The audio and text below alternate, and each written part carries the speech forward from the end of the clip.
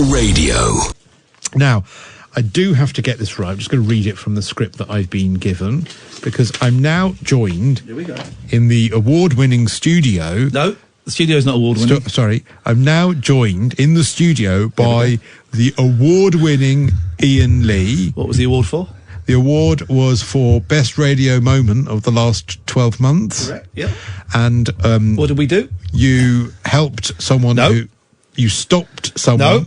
Someone who was overdosed. Saved a man's life. Saved a man's life. Saved a man's life. I was going to say you stopped them from dying. Is that not the same thing? I prefer saved a man's life. Saved a man's life. On my own. On your own completely. Where was Kath at the time? No idea. No idea. She was AWOL at the time. That I saved a man's life entirely on my own. That was amazing that you did that. Whilst hosting a show is amazing. Whilst hosting an entertaining show. Can I just say, this station's been going for 4 years. I'm the only host, the original host in his original slot, and the only award winner out of all of the presenters we've got here. I was about to read that bit. I was about to read that bit. You're taking too much time.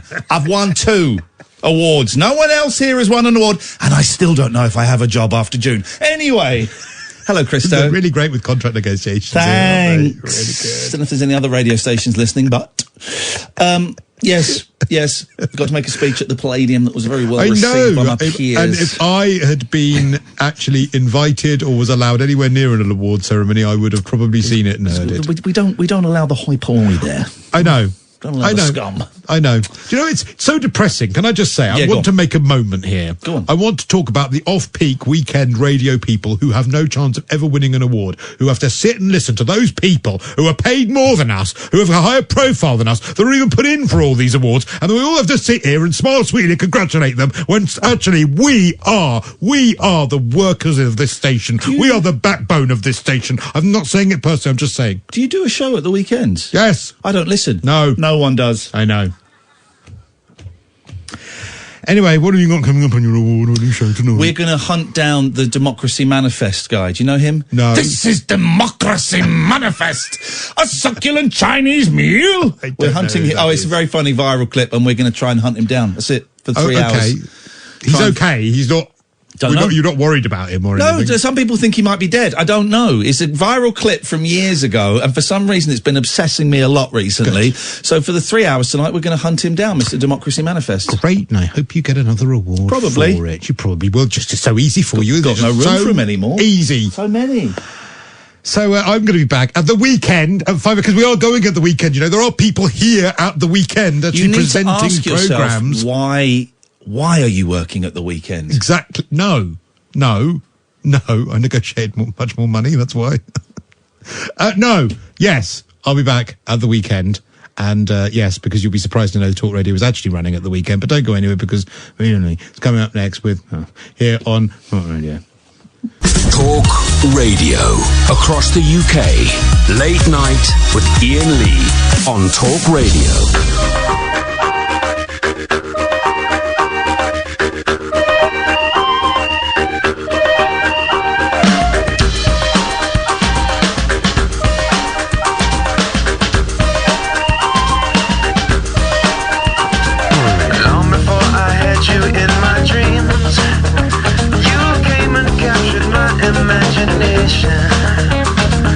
Know some things are never what they seem. I never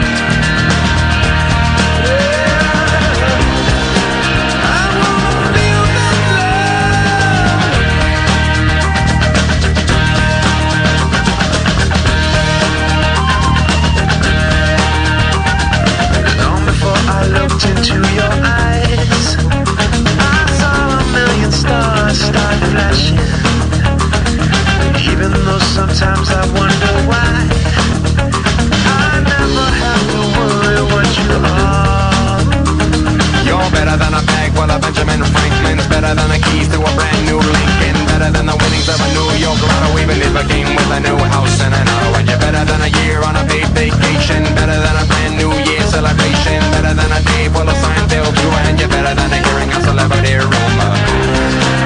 Share your love with me tonight.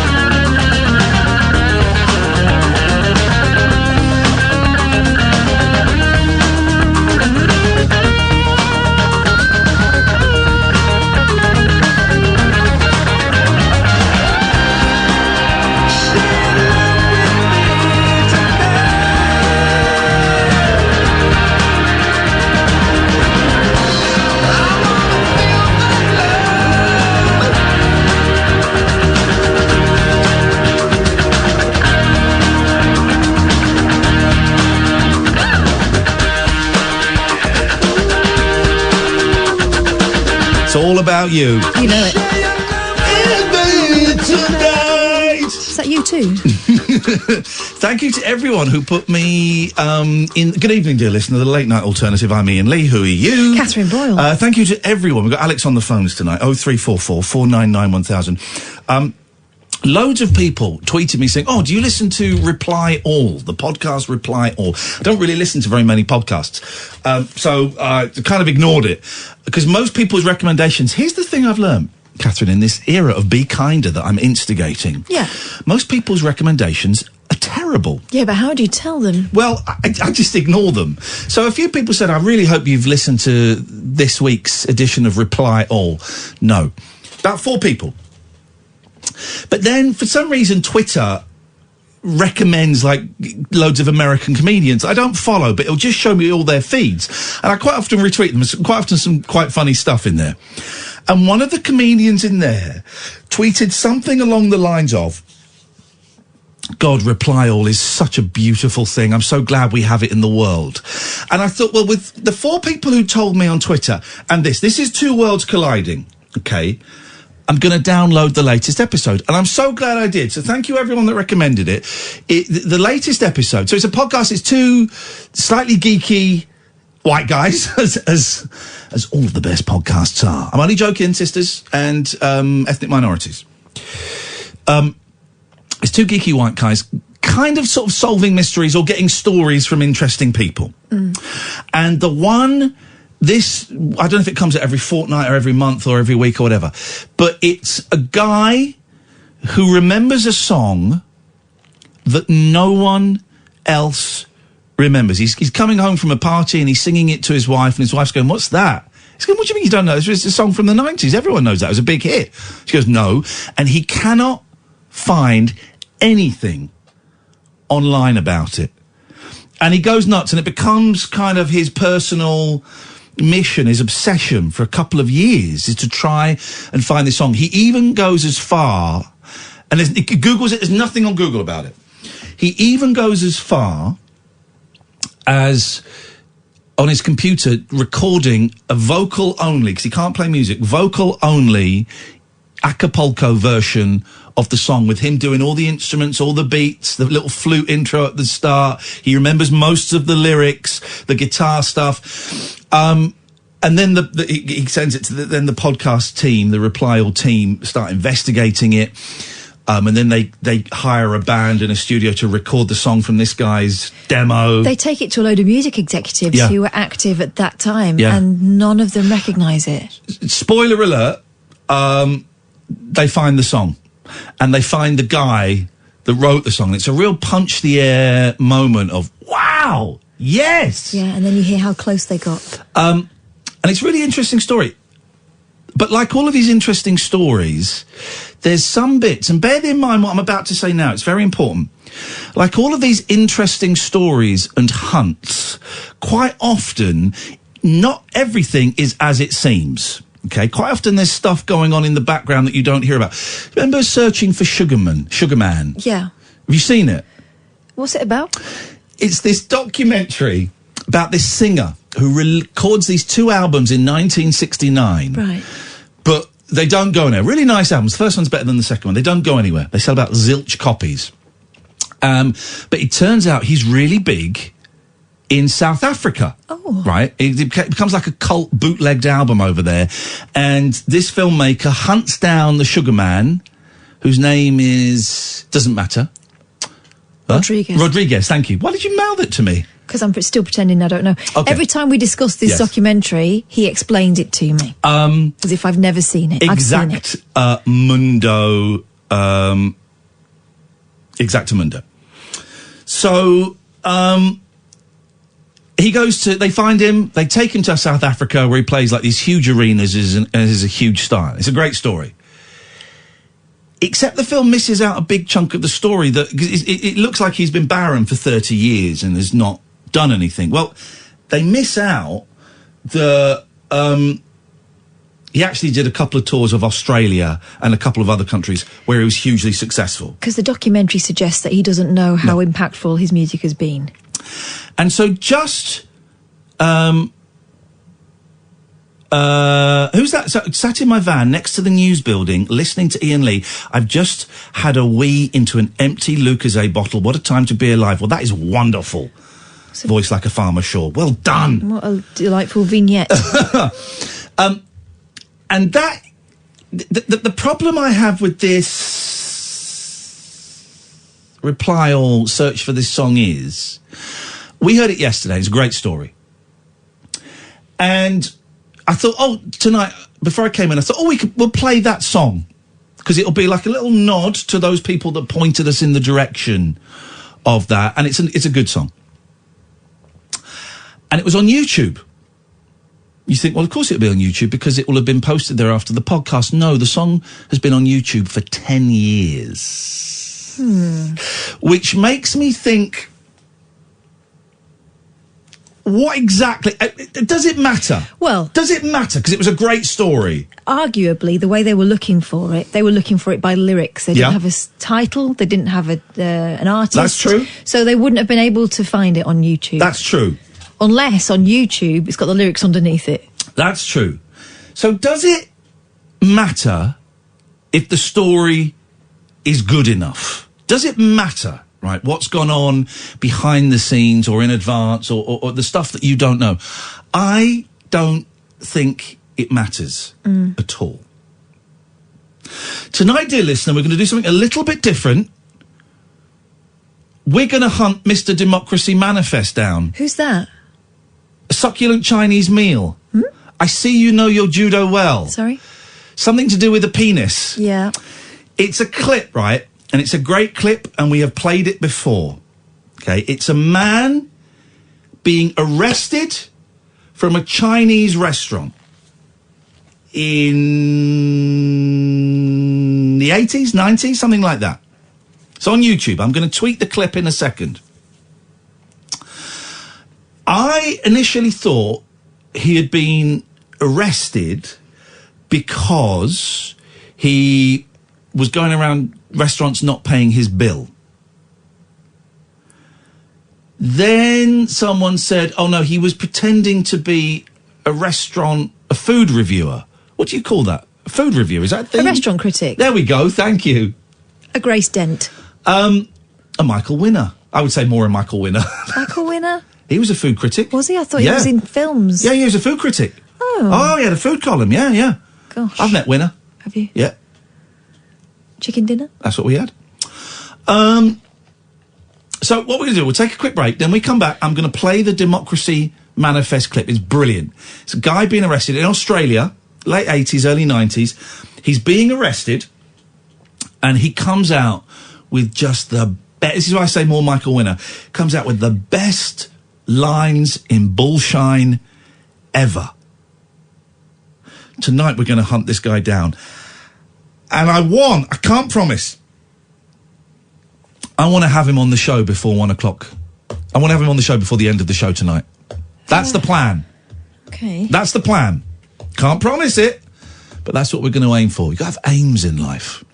If you think you can help, or if you just want to phone up for a chat, but if you think you can help, 0344 499 1000. You speak to Alex tonight. He'll take your number, give you a call straight back. 0344 499 1000. If you're listening abroad, particularly in Australia, you can't get through, send me an email. Iain at iainlee.com, and it's IAIN at IAINLEE.com with your number, and we'll give you a call. This is a very special late night alternative on Talk Radio. Late night Iain Lee on Talk Radio. Okay, so keep the mics up for this. So that, for those who don't know, this is the Democracy Manifest dude. Just a moment, you just assured me that I could speak. I'll sit down inside the car. We're not assuring anything. We're under arrest. Look, I'm under what? Come on. Gentlemen, this is Democracy Manifest. Have a look at the headlock here. See that chap over there? Get your hand off my penis! Something I have to say to Catherine almost every single day. That's libelous. He sounds South African. I thought he was South African for a long time. He's Australian. So there's 4 cops manhandling him into the back of a car. Let's just go back ever so slightly. See that chap over there? Get your hand off my penis! This is the bloke who got me on the penis before. Why did you do this? For what reason? What is the charge? Eating a meal? A succulent Chinese meal? And that's the thing. Eating a meal? A succulent Chinese meal? Oh, a succulent Chinese meal? Oh, that's a nice headlock, sir. Oh, yes. I see that you know your judo well. Good one. And you, sir, are you waiting to receive my limp penis? Now, get your hands off there. Ta-ta and farewell. So I guess get him in the car. One cup, look. They've been Ta-ta and farewell. That's how we're going to sign off every single show. Now, I mentioned that we were going to do this, and loads of people got in touch and said, well, unfortunately, he's dead, so your search is ended. And I said, well, where have you got that from? And I've been pointed to this story from the 3rd of June, 2019. Around 10 years ago, also 2009, this thing. Oh, here we go. This is when it was posted 10 years ago. It's not when it happened. Around 10 years ago, little-known chess champion. Already, right? This is fascinating. He was a chess champion. Paul Charles Dozer, D-O-Z-S-A, became a posthumous celebrity when footage of his dramatic arrest outside a Sydney restaurant for dining and dashing went viral on YouTube. The bizarre clip, believed to have been recorded in 1988, showed Dozer protesting as several cops escorted him into a police car after he had tried to avoid paying a $50 bill. Now, this was the story that I'd heard, that he was just doing a runner, and that this was kind of his modus operandi. Bless you. Well done for doing a girl thing and silencing it.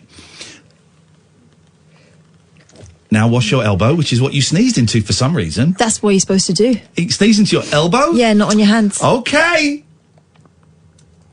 His impassioned defence of his crime, for which he was later convicted, has been described by viewers as theatrical, eloquent and hilarious, and inspired hundreds of internet memes. Dozer, who spoke in a posh English accent, well, I thought it was South African, despite being Hungarian, I don't know if that's true, said police had no right to eat him as his only crime had been to eat a succulent Chinese meal.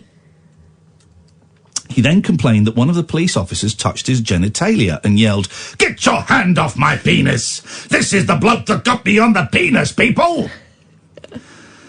When an officer moved to put the suspect in headlock, he remarked dryly, "Ah, yes, I see you know your judo well." This is just, every line is a zinger.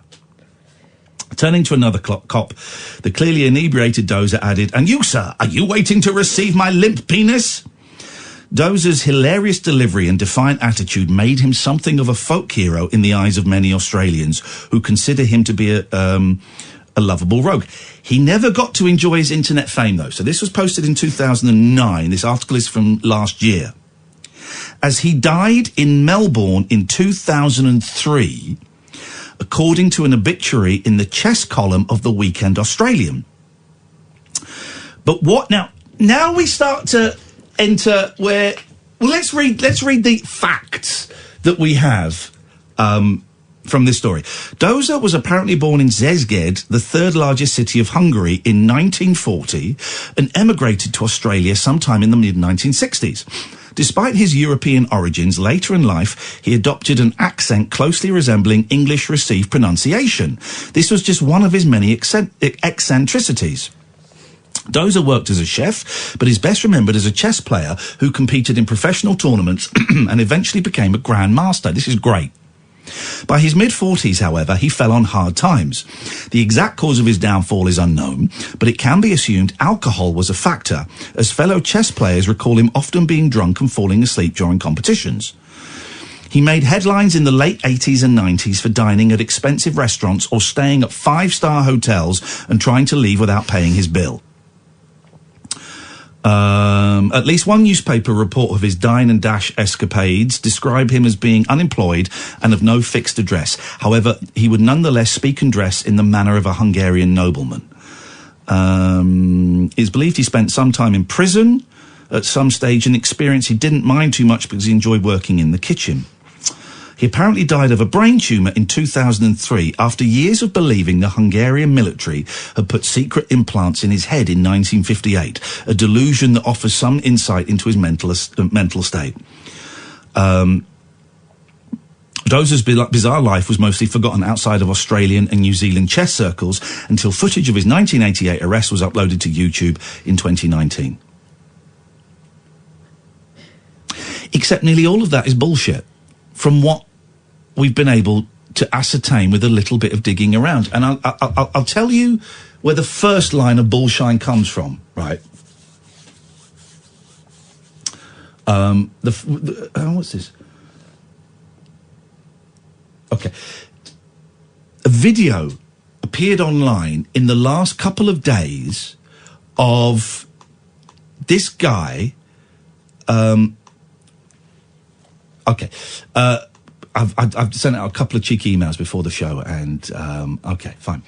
A video appeared of the guy about 3 or 4 days ago, maybe a week ago, being interviewed very, very recently. So I'm going to try and find it on YouTube. Democracy Manifest. If we put that in, that should pop up. Hang on a second. 0344 499 1000 is the phone number. Let's speak to Hassan while I'm looking for this. Hang on a second. What's going on here? Hey, Hassan. Iain, Kath, how are you guys? Good, thanks, man. What can we do for you? Well, I'm a podcast listener now. Back in the day, I used to be a radio listener. Work just keeps me busy. But I'm just ironing my clothes, and I came across Sonia's call on Friday. Oh, yeah? God, I don't think I've choked up in a while. I just absolutely just went. And if she's listening, I hope she keeps her head up. And it's wonderful to know that someone like that is still listening to the radio. Here's the thing that got me about Sonia's call. It was a great call. Yeah. It was a great call. It's a real privilege to talk to her. Is that we get 10-year-olds phone us who get it. And I think Sonia was 82. So we get 10-year-olds who get the show, and we get 82-year-olds who get the show, and we get 46-year-olds tweeting me who don't get the show and send me abuse and can't accept the fact that this show makes 10-year-olds and 82-year-olds really, really happy and feel connected and feel part of something. And so all these people in the middle that don't get it, why do they want to ruin someone else's fun? Yeah, but those are the people who are actually listening to you right now as well, so thank you. Thank you, everybody. Thank you. Thank you. Nice one, Hassan. Okay, cheers. Thank you, man. Thank you, man. So, then a few days ago, this appeared. This is from March the 5th, okay? A succulent Chinese meal. There he is. He's there. I think there might be a swear in this, so I'm going to hover. I can't remember if he drops an F-bomb. This is from sportsbet.com.au. And the description on YouTube is... it's one of Australia's most viral videos, and for years there have been many claims surrounding the whereabouts of the Democracy Manifest guy. It had been rumoured he'd passed away more than 15 years ago, that his name was Paul Charles Dozer, that he was from Hungary, and that he was a chess grandmaster. Sportsbet can confirm in an exclusive interview that all of those myths are untrue.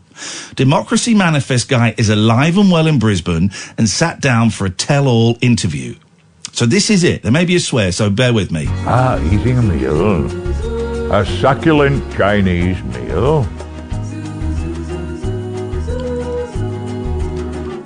Ladies and gentlemen, you see me? I am Mr. Democracy Manifest, not some Hungarian chess player. It is I. I said, get your hand off my penis. You want me to hit that button there? Yeah. Gentlemen, this is Democracy Manifest. God, there's so many ways that you can manifest democracy, isn't there? I've been to that restaurant many times before. I think it was called the China Seas restaurant in the Valley. I don't even know if it's still there. This is 30 years ago. I'm there with a mate, having a beautiful feed like I normally do there. And they've all surrounded the place and ran in. There's all TV cameras, Channel 7, Channel 9, whatever. Surrounded the place and come and arrested me.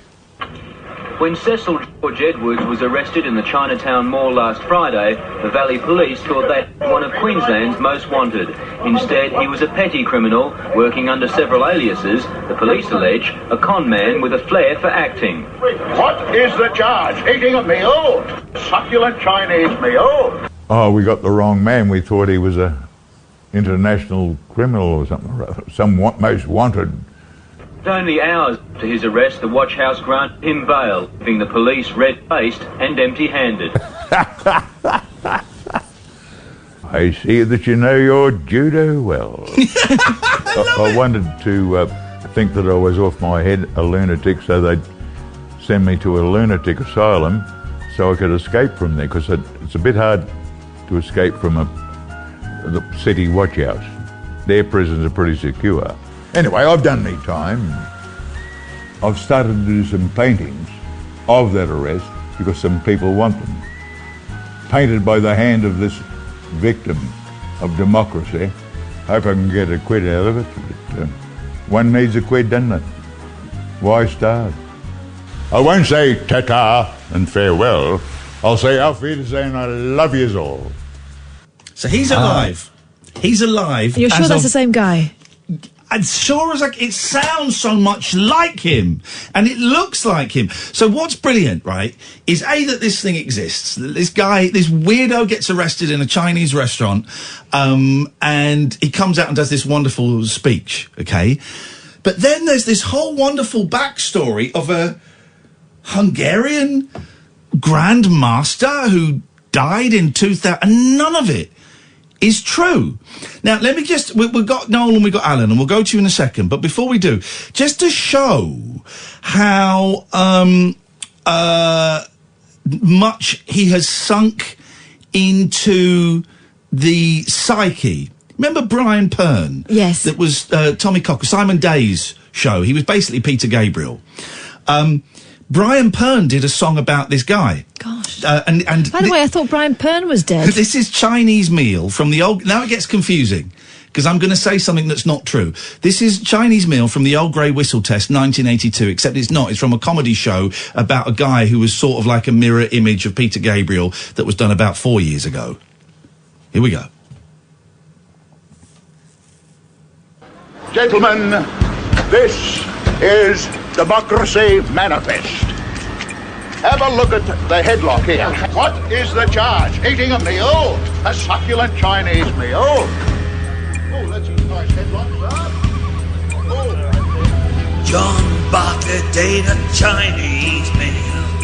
A succulent Chinese meal. Get your hand off my penis! This is the bloke who got me on the penis before. And get fried rice. Pretty soon he'd have to pay the price. The waiter said, you must sling your hook, mistaking John for a common crook. The police responded to the waiter, turning up seconds later. In a headlock they compressed his nuts, drove him off with no ifs or buts. All John wanted was a Chinese meal. Now his cock and his balls got squill. Now his cock and his balls got squill. Kenny G. And it goes on. I forgot how good Brian Pern was. So he's kind of sunk into the culture, and there's an Australian band who I've been in touch with, and they can't come on tonight. But there's a band called The Chats who had him at the end of one of their videos. Apparently, the song isn't safe to play on the air. And I've asked The Chats to come on. The Chats can't come on tonight, but we want to hunt him down. I want to get him on the show by 1 o'clock if we can. If you can help, 0344 499 1000. We're going to do some digging around. This is the Late Night Alternative on Talk Radio. Late Night Iain Lee on Talk Radio. Alan, good evening, Alan. Hey, Mother. Hello. What the hell's Cardiff Rabbit Hole? Sorry? How was the Cardiff Rabbit Hole? It was great. We did thank you to everyone who came to Cardiff yesterday. We had a great time. It was a good show. We had a lot of fun. What was the final attendance? Excellent. No, what was the figure? Excellent. So you sold out then? Didn't say that. Said the attendance was excellent. All the right people were there. Yeah. Well, next one's Birmingham. Next one is Birmingham in April. IainLee.com/event. Guys, you want to come to the Glee Club in Birmingham and risk the chance of catching the coronavirus, then please come along. And I'm going to be there? Yeah. And you're going to be doing the introduction, aren't you? Yeah. £50 a word. And also, last night's cross, did you see the dog doing a whoopsie during Best in Show? I'm not really getting a lot of the words today. Didn't you know Cross last night? Did my minnows crush? No, you know Crufts last night. I didn't know. Dog did a poo. Dog's poo, mate. Yeah, even the Queen. Even the Queen. Did they stick a rosette on it? Even the Queen does a poo, mate. Even the Pope does a dump. No, but it went Twitter into meltdown last night. No, it didn't. I didn't see it. Well, you wasn't watching Channel 4 because it did live on air. I was asleep. I was streaming my sleep last night, and I made $79 from sleeping. I'm sleeping again tonight. When I get home tonight, 2:30, the sleep stream reopens for business. Twitch.tv/Iain Lee. You don't have to pay, but it'd be great if you did. I'm home alone this week. Maybe I'll stream myself sleeping. Do it. What time pounds? It's about 65 quid, 60 quid, something like that. That's all right, isn't it, for a sleep? That's not bad. It's not bad for a kip. Well, maybe I ought to think about doing that. Trying people to watch me sleeping and snoring. Well, they can hear you sleeping most nights when you phone us. Exactly. And that's if they stay awake and you don't send them into sleeping. No, but I would like a nice succulent Chinese meal. I would too. You've got to say it, right? You've got to say it. Oh my God, that went in my ear. It's wet. Flemmy. You've got to... A nice succulent Chinese meal. That's not how he says it. Right, here we go. Hang on. Let me find it. Here we go. Hang on. Democracy Manifest. Have a look at the headline. Where is it? Here we go. Wait for the Chinese meal. Look, I'm under what? He says it in a very specific way. Gentlemen, this is Democracy Manifest. Have a look at the headlock here. See that chap over there? Get your hand off my penis! Do that one, Alan, please. Get your hand off my penis! Thank you. This is the bloke who got me on the penis before. Why did you do this to me? For what reason? What is the charge? Here we go. Eating a meal? A succulent Chinese meal? What is the charge? Eating a meal? A succulent Chinese meal? There we go. Thank you very much, Alan. Let's go to Noel. Good evening, Noel. Good evening, Ian. I've given you 3 choices.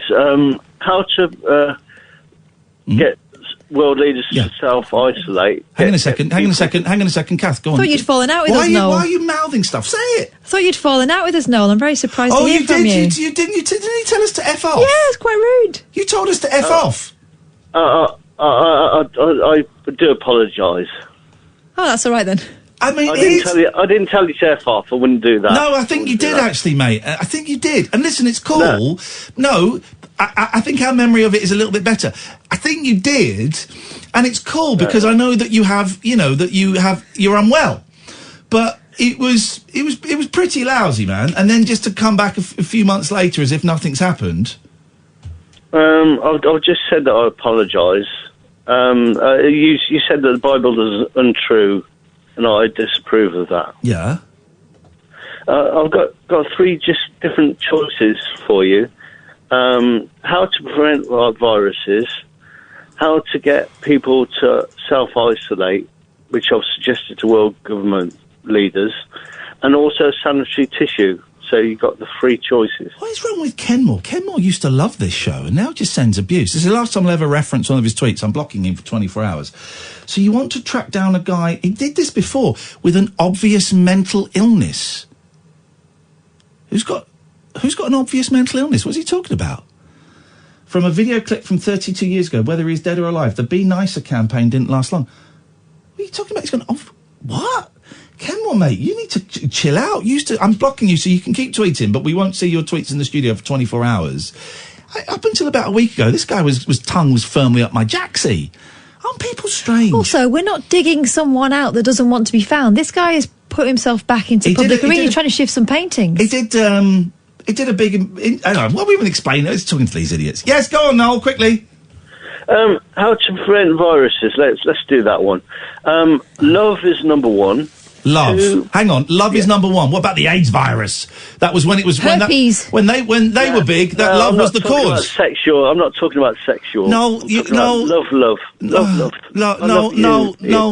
Shut up. Right. I tell you why. Because actually, this corona thing, right, is really serious. Okay. Yes, it is. And it's good to make. No, but shut up and listen. It's good to make jokes about it because that's what we do. I don't think it's a British thing. I think it's a human thing that we make jokes about it. And that is great. But there are people who are really, really worried about this coronavirus, right? My mum, nearly 70 years old, she's got an immune deficiency disease and she lives in a care home. If that virus, and this has genuinely been on my mind a lot this weekend, if that virus gets in that care home, my mum is probably going to die. Right? I'm not making a joke about it. No, I know. No, can you be quiet? Because you're actually talking quite dangerous bollocks, which is even worse than making a joke about it. No, shut up. Listen. There is a strong chance if my mum gets it, she will die. And I tweeted this today, and a few people telling me to calm down. I'm not panicking. I'm rightfully concerned. And then I also had a lot of people tweeting me saying, yeah, my dad's got lung cancer. My kid's got an immune deficiency disease. My wife is really ill and she's pregnant. All of these people who have a genuine concern that if the coronavirus gets into their life, someone they love a lot could die, right? I'm not saying this to scare... You know, if you listen to the show, we don't do scare tactics here. I'm speaking honestly. This is what I am concerned about my mum. I am genuinely worried that my mum is going to die, and I don't know whether I should go and visit her or not. I bought some latex gloves today so that I can wear gloves if I can go. I don't know. I don't know what the best thing is to do, right? So phoning up Noel and saying, here's how to beat a virus, tip 1, love. Do you know what? If that were a joke... I'd be cool with that. But you're giving that out, and I bet we're going to get another F off. You're giving that out as genuine advice. Explain. If you hate, you will get a cold. Oh, God, no, Jesus. God, dear God. Dear God, man. This is serious, Noel. If you hate, you will get a cold. Flip it, heck, man. How do babies get colds then? 2, plenty of exercise outside. How do babies get colds, Noel? Because their mums hate. It's very rare that a baby gets No, it's cold. not. It's not true. Babies get colds. No. They get it from other people. No. They get it from other people. Well, then your They catch argument about babies getting colds from people getting colds from hate is nonsense. No, it isn't, because they catch it from other people. Yeah, they catch germs, not Here's the hate. thing. No, here's the thing. You're not well, mate. I'm very well. No, you're not. Extremely well. Because you're I've never talking. been so well. Okay, no. Well, I'm going to ask you, with love, to put the phone down and to not call us again. With love. Because I don't think it's healthy for you. I think. Yeah, that's true. That's true. Exactly. So, put the phone down. Goodbye. With love.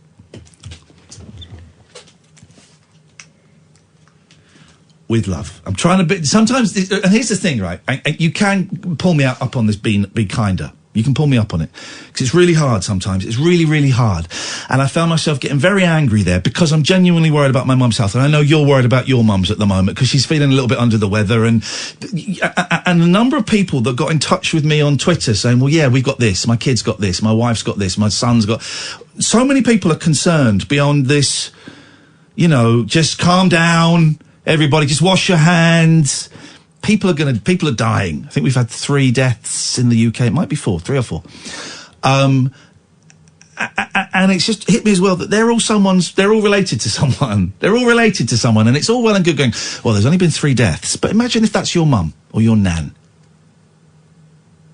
That's one death that's really, really significant and important. So it's something I'm starting to take really seriously. I'm not panicking. I'm not trying to spread fear, but I've taken the tip from Daryl Morris, who's normally on after us. I bought some disinfectant wipes to wipe the studio. I'm washing my hands all the freaking time. I got some toilet roll. There's loads of toilet roll in my Tesco. I don't know if I can go and visit my mum or not. I don't know what the best thing is to do. So I'm really worried about it. So someone phoning up saying love. But then I've got to remember, be kinder, that Noel is, although he denies that he's not, he denies he has an illness. From previous conversations, he has confessed in the past that there are some mental issues going on. So I have to rein back my initial knee-jerk anger and send him away with love. And to have kept him on would have been exploitative. And we're not here to exploit. Well, and also potentially dangerous. I know most people know what they're hearing when they hear quote-unquote advice like love is, you know, the answer to coronavirus. But for the odd person that isn't... Yeah. So, onwards and upwards. We're carrying on looking for Mr. Democracy. Also, can I just say, the be kinder thing doesn't mean that we let people tell us to F off. Don't have to... And he did do that. We don't have to let people walk over us. We're looking for Mr. Democracy Manifest. We don't actually know his name yet. We don't think we know his name. If you've got any clues, 0344 499 1000. This, dear listener, is Talk Radio. Late night, Iain Lee on Talk Radio. 0344 499 1000. The hunt for Mr. Democracy Manifest continues. Evening, Dean. Good evening, Iain. Good evening, Kath. Hi, Dean. Yeah, I'd just like to say thank you for putting it out about people that are vulnerable, because I'm one of them. Ah, okay. I've been told by my doctor on Friday to self-isolate because I've got an immune deficiency. Also, I have if you remember, I have a chest problem that I talked about to you before. And he said at the moment he advises I don't go out. Basically. Well, what are you going to do? Well, I haven't been out since Friday. So I'm just staying indoors and... I wish someone would... I don't want to make light of it, but... Yeah. I'm not, but I wish 14 days in isolation would be great. I've got food, I've got books, I've got movies. Have you got stuff to do? You know, I'm not wanting for anything. No, exactly. I did email my bosses today saying, is there a contingency plan? Because it's dead easy to do this show from home. All you need is a half-decent microphone and a half-decent internet connection. I've done it a couple of times. Yeah. And I said, is there a contingency plan for presenters and producers doing the show from home? Someone would have to come in, a tech op would have to come in, sorry guys. But producer could do the show from home, and the presenter. And they're like, we have a plan, but at the moment we are following government guidelines. Okay. I don't think the government's doing enough, but you know, I do think there are loads of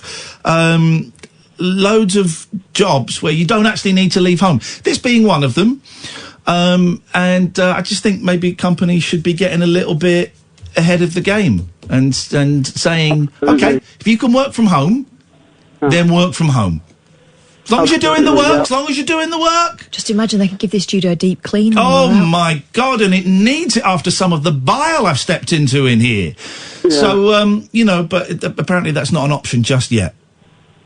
Well, that's what worries me, because, you know, they say, oh, well, we're looking at it, and that's all they seem to be doing. When I spoke to my doctor rang me, actually, on Friday, and he said that, you know, you're very vulnerable. I said, yeah. He said, the best thing you can do is stay indoors. Have you got everything you want? We can arrange, like, for people to drop off food or anything. I said, no, I'm fine. You know, I've got a freezer full of food that I need to eat anyway.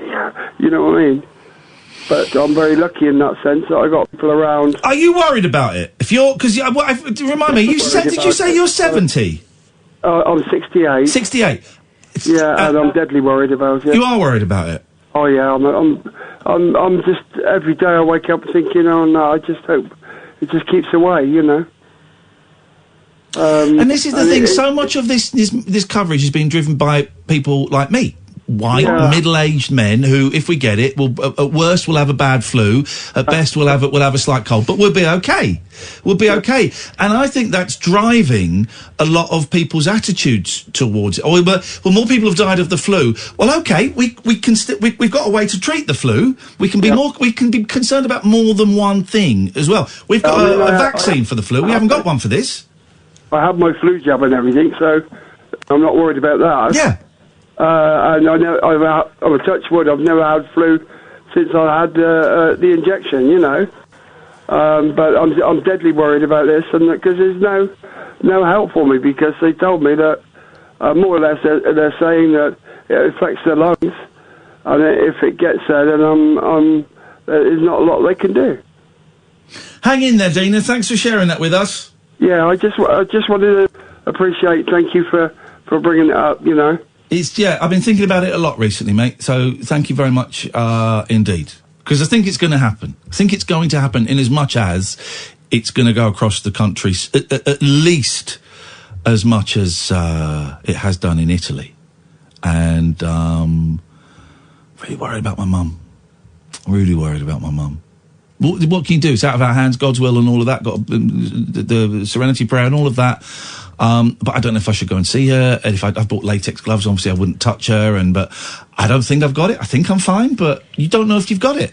I'm not an at-risk category in terms of travel and stuff, but there was a member of staff on the London Underground was diagnosed with it yesterday, or maybe even today, actually, today. So, and he hadn't travelled abroad. So the whole travelling abroad thing is gone now. It only takes someone to come into contact with someone who's travelled abroad, and then it's untraceable. Yeah, exactly. And so we've gone beyond that now. Whether you've travelled, yeah, sure, if you've travelled, you know, from Iran or Italy, you're more at risk, but we're beyond that now. We are all, to a certain degree, and I'm choosing my words really carefully, because there's no point in creating panic. This is not one of those shows that thrives on fear and division, but you know, when you've got someone from the London Underground who's had it, we are beyond simply, you know, where people have travelled from, and also someone on the London Underground, you know, where millions of people use it every single day. It's here. you see people walking around with masks on, and it's been a sight that you see in London for a few years. Yeah. Normally people, like Japanese people, Chinese, Korean people, you see wearing the masks. Yeah. And it seemed like overkill. And I know that it's not the answer. You know, the medical advice would suggest that it's kind of ineffective, but I also no longer can blame them for taking that precaution. Does anyone believe that picture of that woman with the bucket on her head on the train? I don't believe that. I don't believe it. I don't believe it. We could go and fake a picture of, I don't know, me outside a hospital with a blood-stained bandage on my head, and it would get taken at face value. Well, how do we explain it? Say I got attacked by an owl or something. They wouldn't fall for that. So I don't believe that picture of the bucket on the head. I'm not convinced. No, and as we've found in the past, if there is a theme that piques the interest of the media at the time, sometimes they'll fit a story around it. Let me take this image. Let me take this call. Hello, Brian. Hi. Hello, Brian. You're live on the air. hang on, I'll turn my radio off. Sorry, I didn't realise. I didn't realise, sorry. Yeah, I was just saying, last week I was in a bus stop, you know, because I haven't got a car, I don't drive, so I use public transport, and I was with my daughter, and this guy was coughing everywhere and spitting on the floor. Oish. And I said to him, I said, look, you might have a viral infection, I don't know what you've got, but can you stop spitting? And he was just carry on doing it. So, I mean, I did get really angry with the whole situation, but in the end, I decided to move away. But it's people like that who have got no consideration for other people who are doing things that Ian normally spread this kind of thing about. Well, I mean, yeah, it's. I don't know what to say to that. I don't know what. Yeah, what should I say to that, Catherine? Horrific, you know. Hang on. What should I say? I don't know what to say to that. I mean, spitting when there's other people around in public is not particularly I'm a spitter. pleasant thing to, yeah, but you don't do it in crowded bus stops. No, not in a crowded. Oh no, there was only a few. It was just me and the 10-year-old daughter in the bus stop. I wouldn't spit in front of a this 10-year-old guy- kiddie. That's not appropriate. I I just thought, steer you know, clear. I just steer clear. Yeah, but listen, I wouldn't worry about this thing too much, Ian, because obviously, you know, we're having like what do you call it, different figures coming up every day. But I think I don't even know if this hand gel stuff's actually going to have any use. Do you know what I mean? Because viruses. Hang on, you've gone from don't. I wouldn't worry too much to I don't know if the hand gel stuff is any use. Yeah, Here's the I thing. think I'm what not we worried need about to me. I'm not worried about me. Not worried about me. Worst happens to me, I'll have a couple of weeks off work. Beautiful. My mum could die. That's what I'm worried. That's a genuine concern that is not over the top. That is not over the top at all. Yeah, absolutely. I think the best thing to do is to try and stay away from city centres. I think if you can do that. We work by London Bridge in London, and we drive in, and we don't really go through the city that much, but we work in London. Yeah. And again, we could work from home if our bosses pulled their fingers out, but we're in a really privileged position. Most people couldn't, and most people couldn't afford. Yeah. I don't work for a month. It would be tough. I could take the hit. Kath would struggle a bit more, but I could give you a few quid. Do you know what? We would be all right. But there are so many people that can't afford a day off work. Oh no, it's worrying. Taxi drivers, do you know what I mean? I worry about them. You know? Oh yeah, I'm not worried about them. They're scumbags. It's a joke. It's a joke. It's a joke. 0344 499 1000 is the telephone number if you want to give us a call. We will hunt down Mr. Democracy Manifest. We have two names for him. We'll speak to Caitlin. We'll speak to Jackie. We could speak to you, dear listener, the Late Night Alternative, weeknights from 10 on Talk Radio. Talk Radio. Across the UK. Late Night with Iain Lee on Talk Radio. Number 54, the house with the bamboo door, bamboo roof and bamboo walls. They've even got a bamboo floor. You must get to know Soho Joe. He runs an espresso called the House of Bamboo. It's a made of sticks and bricks, but you can get your kicks in the House of Bamboo. In this casino you can drink a Tino, and it's got you swinging to the cha-cha, dance the bolero in the sombrero, shake like a snake. You wanna stopping when the cats are hopping. Let your 2 feet move to the big beat. Pick yourself a kitten and listen to the patter that rocks the jukebox. I'm telling you, when you're blue, well, there's a lot to do in the house of bamboo. Go with it, boy.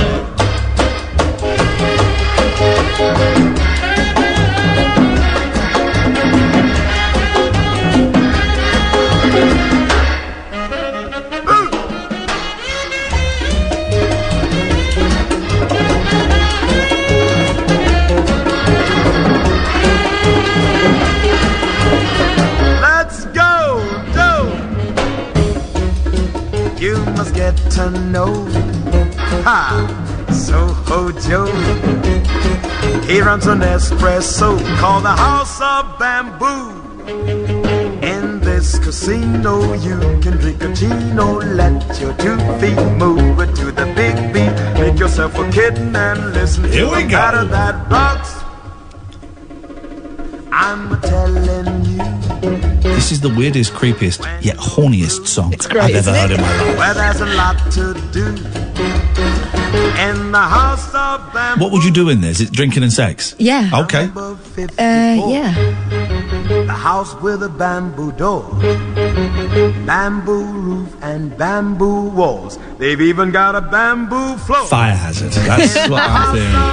But you got to get to know Soho Joe. I don't want to know anything about Soho Joe. Good evening, dear listener. The Late Night Alternative. I'm Iain Lee. You are Soho Joe. You can give us a call about anything. We're on a mission tonight, but as usual, you can call us about absolutely anything. 0344 499 1000 is the telephone number if you want to give us a call. You speak to Alex, he will take your name and number and we'll give you a call straight back. Caitlin and Jackie, stay there. We're coming to you very soon. But we're on a mission. We're hunting down Mr. Democracy Manifest. We played the clip. We'll play it again a bit later on. I don't want to kind of overwhelm you with it.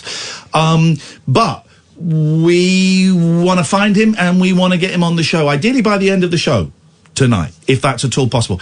We've got some tweets in that give me a bit of information. We have 2 names for him. Well, I might have found another.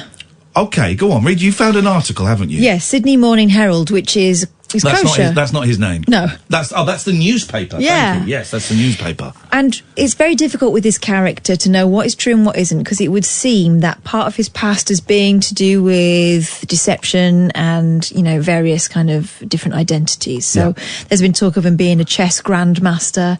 There's been talk of him being a confidence trickster.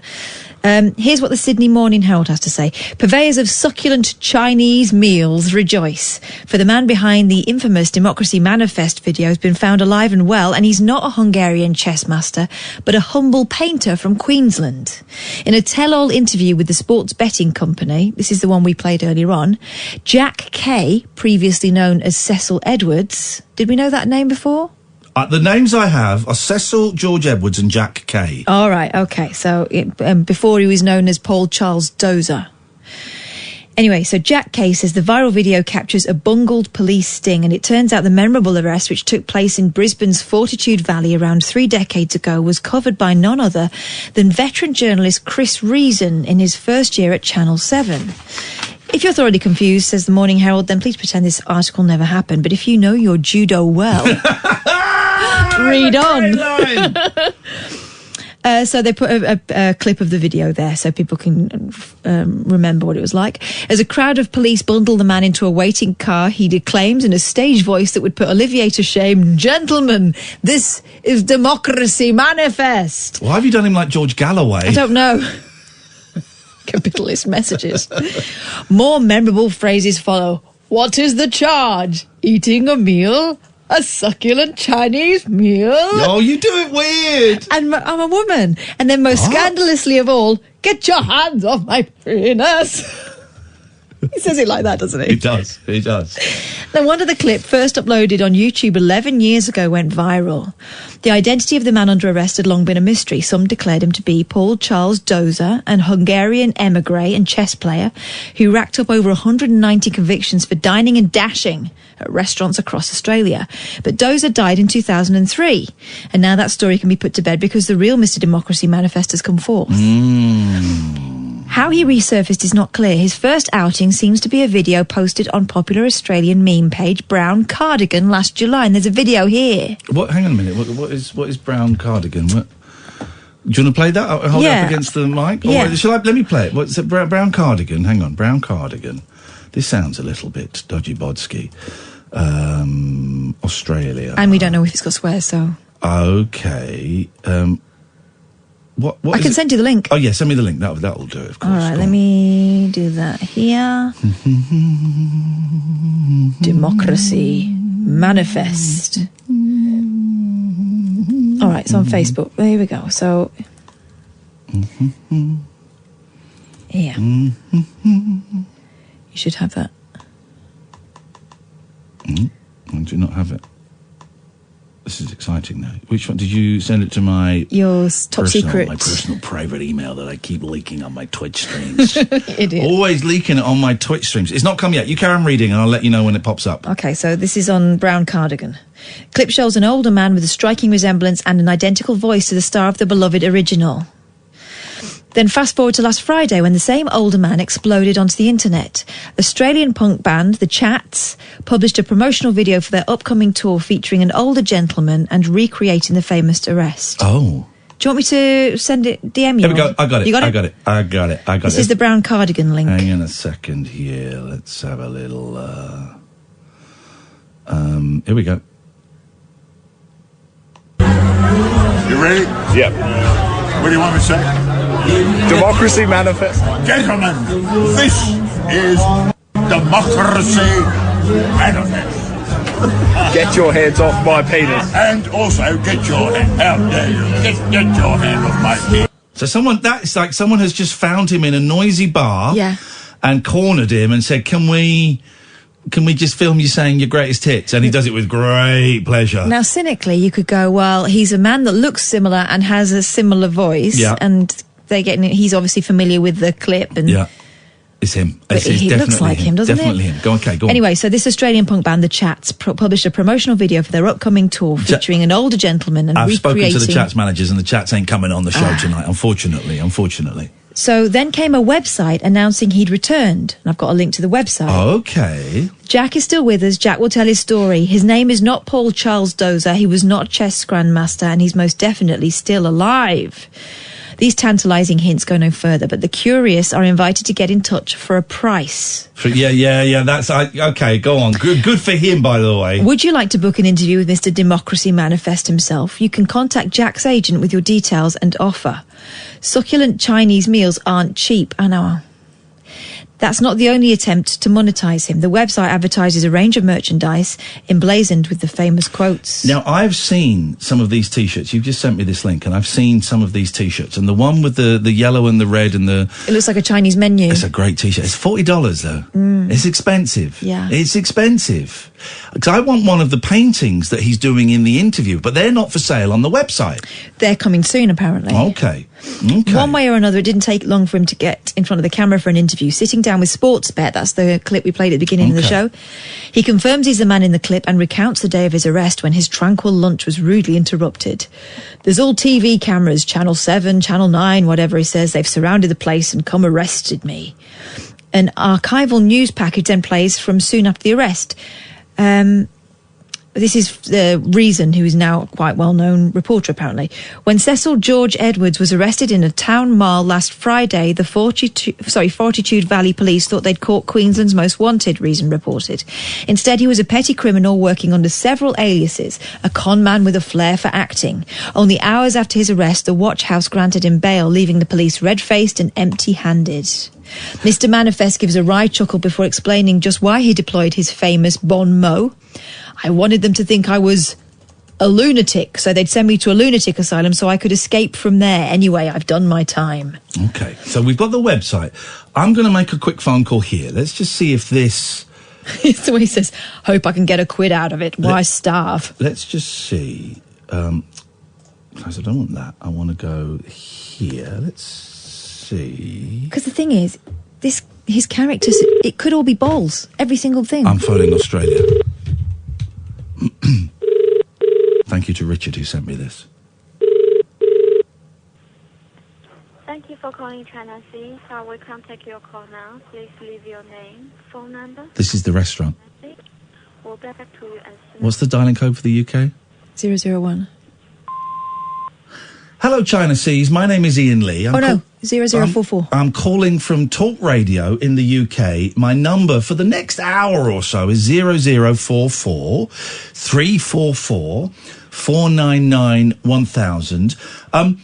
We would love to chat to you, as I believe that your restaurant is the famous restaurant in the Democracy Manifest video, a Succulent Chinese Meal. And I just wondered if you could give us any information about what happened that day all those years ago. My name is Iain Lee, and again, my phone number is 0044 344 499 1000. I may try you in an hour or so, as we're on air for another hour and a half. Thank you very much. Goodbye. That's the restaurant. Thing is, what is it? 11? It's about 11 o'clock there, isn't it? No, I think it's earlier than that. I think it's 9 o'clock there. Right. I think it's 9 o'clock in Brisbane, so we might struggle with that. But hey, listen, I know you're not in tomorrow. I think we can do this tonight. I'll give him $100. What's Australian dollars? That's worse than pounds, isn't it? I'm not sure. That's like £60. I'll give him £60. I want to buy one of his... You want to buy one of his paintings? I want to buy one of his paintings. That's the thing. So there's a contact form on his website. Have you filled it in? Yes. Have you what offer have you made? Not. Okay. All right. That's good. I said we really love to speak to him. Do you think that might be possible? Then we've opened. Conversation. Okay. Now, can you go? Because do you know what I think it might be? Yeah. This is all an experiment. I think they might be about to do, I don't know, a documentary or something, and they're going to say, and look, people who didn't really know who this guy was were falling over themselves and offering all this money.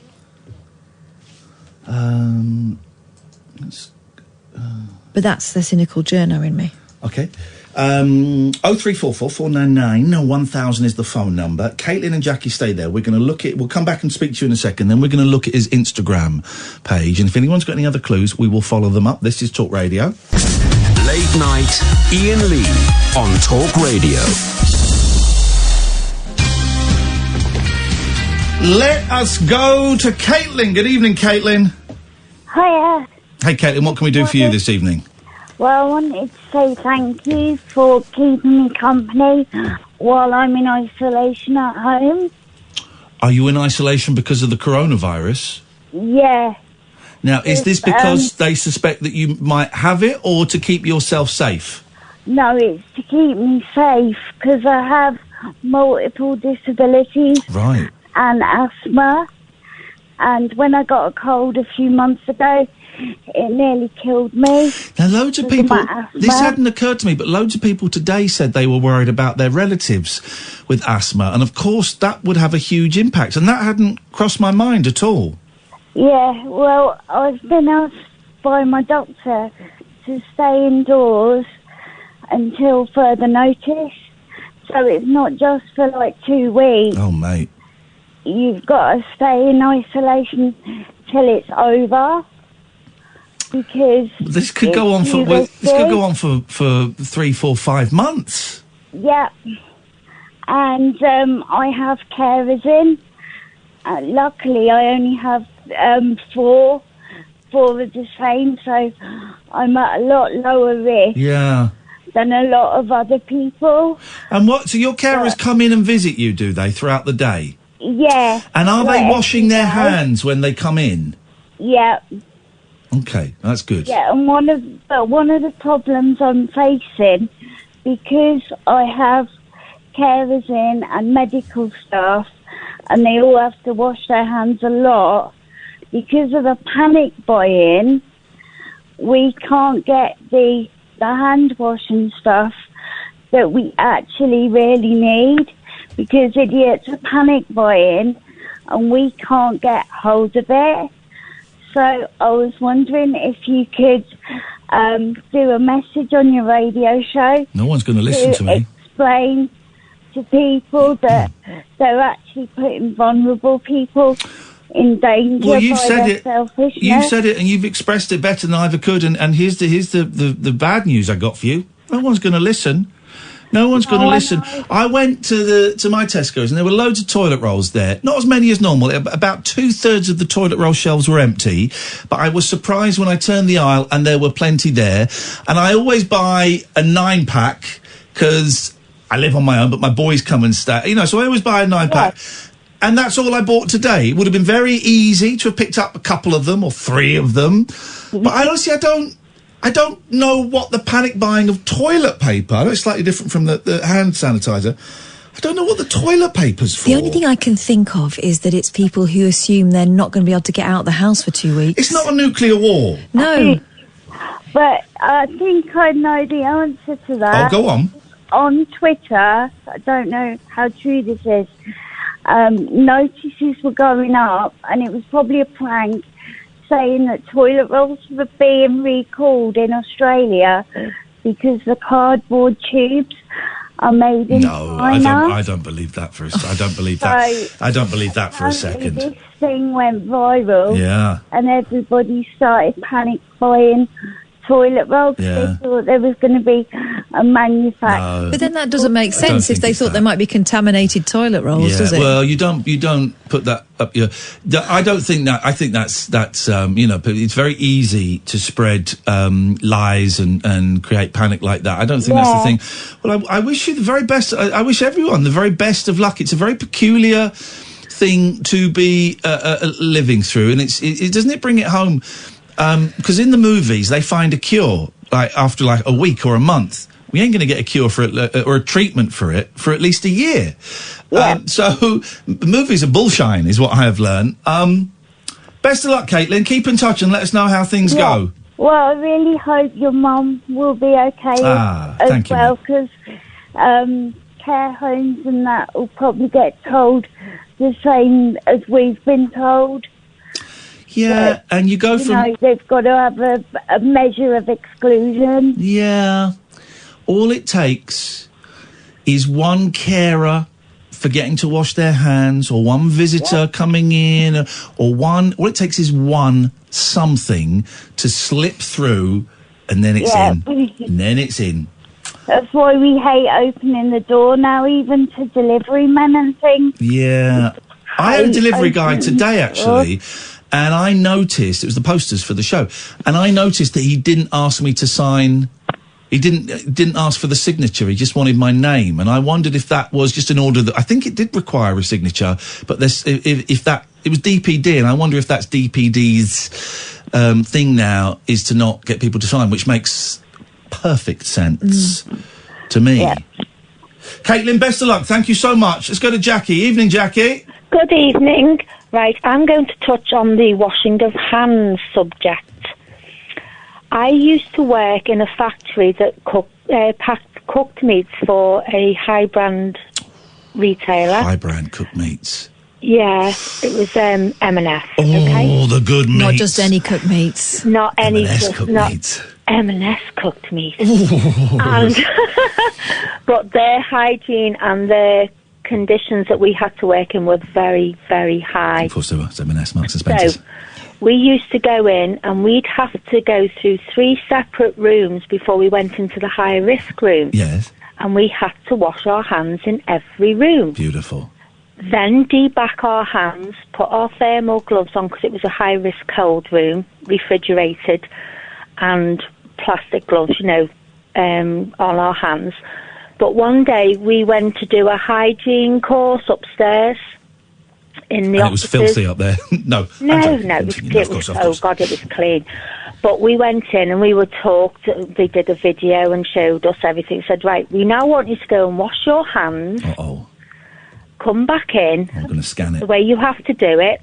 and put it underneath the ultraviolet light. I would pass this test. They would accuse me of cheating, and I would say no, because I know how to wash my hands properly. You have to wash it. It's like watching on the hospital programmes when they all scrub up. Yeah. And they have to rub in between their fingers and everything. Exactly. How did you do, Jackie?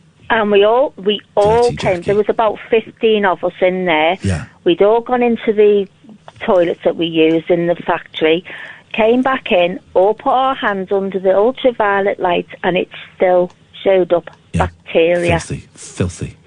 It wasn't as bad as when, we went in, we looked and went, oh, right, and then everyone sort of put their hands underneath the machine and went, oh, there's still on the palms. And so all this, you've got to wash your hands so thoroughly and use a hand sanitizer. It doesn't kill every bacteria. No. It just doesn't. Okay. So there you go. Jackie, thank you very much indeed. It's dark days for all of us. We're all screwed. I'm a bit confused. Yes? Well, it's a virus. It's not a bacterial thing. Oh, God. Andre, speaking of viri... Hiya. Evening. What I was going to say, I've run out of hand wash. I had a complaint about you, Andre. Apparently you were very rude to my 14-year-old nephew Dylan last week, who was taking the calls. No, I wasn't. I was just saying, show a bit of respect, that's all right. He was really upset, saying that you were vulgar to him and disrespectful and rude, and he was being very polite. Well, I'm sorry if I was, but I wasn't. Well, that doesn't sound like much. That doesn't sound like much of an apology. Well, I'm saying sorry if I was, but I don't think he said that the way you spoke to him was disgusting, and he was considering speaking to the police. He said it was a hate crime. Oh well, I don't think that's the case. What do you think happened? I don't know. He said a bit of rude things. I said, "I'll respect your elders." Hang on a minute. What did Dylan say that was rude? Eat my dirt. Eat my what? What? He said eat my dirt or something. You're saying that my 14-year-old nephew told you to eat his dirt? That seems like a very 80s insult. What does that mean? I think it means. I think it means make a sandwich out of his fecal matter. I think. Oh. Well, Iain. What else do you claiming happened? I don't know. Iain, this is a 14-year-old boy that you are attacking on the radio. You're calling a liar, and not only are you saying he's a liar, you're saying he's an aggressive liar. This is outrageous. He seemed all right, because he quite laughed, actually. But listen, Iain, right, the question was, right, and I wondered if, in my collection and someone else's collection, I've got some Beach Boys and Monkeys. Yeah. Now, shall I send them to you? No. Do you want them? No. You don't want them? No. What should I do with them? Stick them up your jacksy, old man. No, yeah, seriously, what should I do with them? You can eat my dirt, Grandad. Kiss my butt, then, Iain. 0344. Call you Lillian? I think he called me Lillian. 3444991000. Good evening, Jessie. Hello, Iain and Kath. Hey, Jessie is my groupie. She came to Cardiff. In my dreams, I wish. Oh. Oh, no, I know. I wish you come. We had so many people come. When are you going to come and see one of our shows? Glasgow. You coming to Glasgow? I sent a message last week. Yeah. About you put one care on the door. Thank you very much. There you go. You're very welcome. Very welcome. Before I say what I ring about, because of my condition, it could kill me if I caught that. And do you know what worries me? Have you booked the ticket already?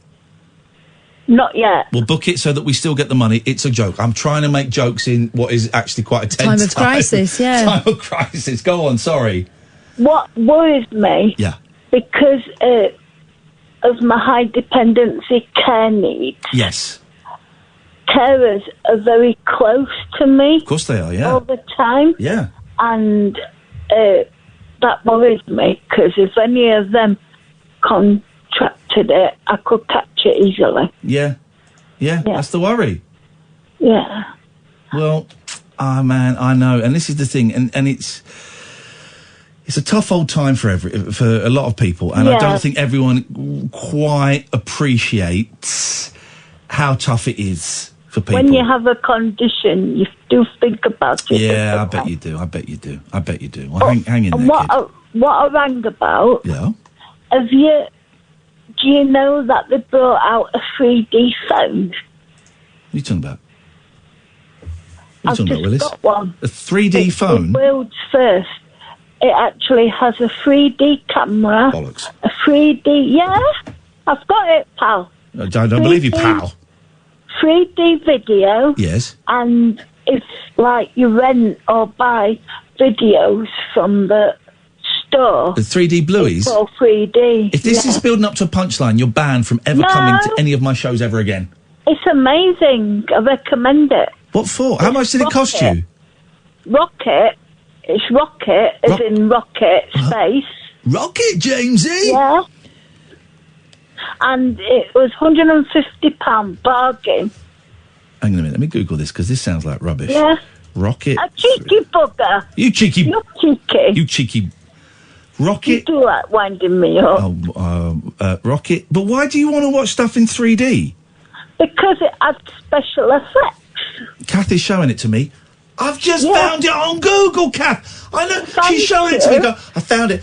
I know how to use Google. I typed in the words the drunk There's no lady need said. to be so rude. And the drunk woman gave me some words. A woman who drives her cat around in a remote control car. And I typed it into She's Google. not drunk, the cat is. The cat is drunk. I do apologise. Shouldn't be driving, really. You shouldn't really, not in that state. Ian, did you like the car video? Yeah. Now you can enjoy 3D without the lame glasses. There's loads of incredible content to enjoy in the Rocket Jamesy 3D library, including short experiences. Dear God, it sounds awful. I've had some short experiences. Dear God. No, it's really good, especially, you know, like if you want to take special moments of your cat. In 3D? It But then do you have to have a special 3D phone to watch the 3D video of the cat? Yeah, but it's worth it. That's what I'm saying. This is it. She just wants all of us to buy these rocket phones so that she can send her She's filmed It's all one of these them 3D Ponzi schemes. Exactly. She's filmed all these 3D cat videos and got no one to share them with. Thank you very much, Jessie. I look forward to seeing you in Glasgow. 0344 499 1000. This is Talk Radio. Late night, Iain Lee on Talk Radio. I've got Mr. Democracy Manifest's Instagram page. Couldn't remember what it was called then. I do like that red and yellow T-shirt. It's $40. Oh, that means it'll be 20 quid. Yeah. So it seems like a lot, because you're thinking £40, aren't you? Yeah, I might buy it.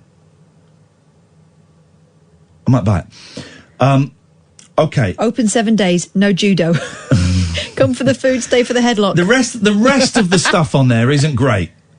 The rest of the stuff is a little bit, copy and pasted pictures onto a T-shirt. But that one's actually a really cool design. That I like. What is the charge? $40 plus shipping. That I really like. I might treat myself to one of those. It looks like he's getting ready. He's doing something, isn't he? To do a little media storm. He's a dodgepot. He's a low-level con man, and we know that as a fact. That's not me being insulting. As he says in an interview with is it Sportbet? Betfair? Sportbet? Which he will have got paid for. Guy's got to earn £1. Yeah. I think he's testing the water to see if there's a bit of cash in there, and he's hoping to get a big money offer. I don't think he will get a big money offer. I think he'll get a few. I think he might get a few dollars chucked his way, but the story isn't big enough for someone to say here's $10,000. Is this, though, could this be Go on. part of the Chats media machine? Oh, you think the band? Yeah, because they've got a picture. I'm guessing these are the Chats in this picture here. The photographs are glossy. They're building up some sort of anticipation. I like the look of the Chats, by the way. This picture on the Instagram is the Chats being bundled into a cop car. And the guy. pictures Okay, well, here's the email from the Chats. Let me read the email from the Chats. So I wrote. Unfortunately, the guys aren't available at the moment. They're booked solid for the rest of the month. Cheers, Matt, is one of their managers. Yeah, but it also allows the momentum to continue, doesn't it? If he becomes more and more mysterious. Yeah. If they came on and went, yeah, he's great to work with and we had a lot of fun and now he's doing his own thing. I think it's him. I think it's coming from him more than the band. I think, you know, that brown cardigan video, I don't think he realised that he was a celebrity. I don't think he realised that actually there was a bit of mythology had built up around him. Why would you? Happened years ago. Why would you know about it? And maybe he's an old guy. I don't think he painted those pictures. I still want one. If he painted those pictures, he's got quite a lot done in quite a short space of time. There's dozens. I want one. I'll have one in the bedroom. Yeah. In the what? In the bedroom. Well, downstairs. Actually, there's room downstairs for one. One that says, "Get your hand off my penis." There's the one that says that? No. Well, I'm sure you do a special one. There should be, because The my boys will bedroom find that edition. hilarious. My boy, in fact, I need to show them the video of Mr. Democracy Manifest. 0344 499 1000. So, have we exhausted... let me message him on Instagram. Hi, my name is Iain Lee. I host a late-night phone-in show on UK radio. I'd love to chat to you about your life and also talk about your paintings. Have we gone... Why is this guy who... Dave, stop being a knob, right? You've been messaging me on an account that's blocked, and now you've just set up a new account to have a go at me. But you're not. It's not. I can see it's not to have a go at me. I can see that you're worried about your job. 0344 499 1000. Dave is the phone number. Okay, because what you're doing is you are taking the fear you have about your job security, and you are pointing it towards me and being angry towards me because you're afraid of losing your job. And that's not fair. That's not fair. So, call in. We don't take line 3, by the way. No to line 3. 0344 499 1000, Dave. Call in. I don't remember why I blocked you from the other account, but there'll be an excellent reason for it. I'm an excellent judge of character. Do you want me to read what they're saying, or are you not bothered? Yeah, go on. Okay, let me find, because they've not sent me the second one yet.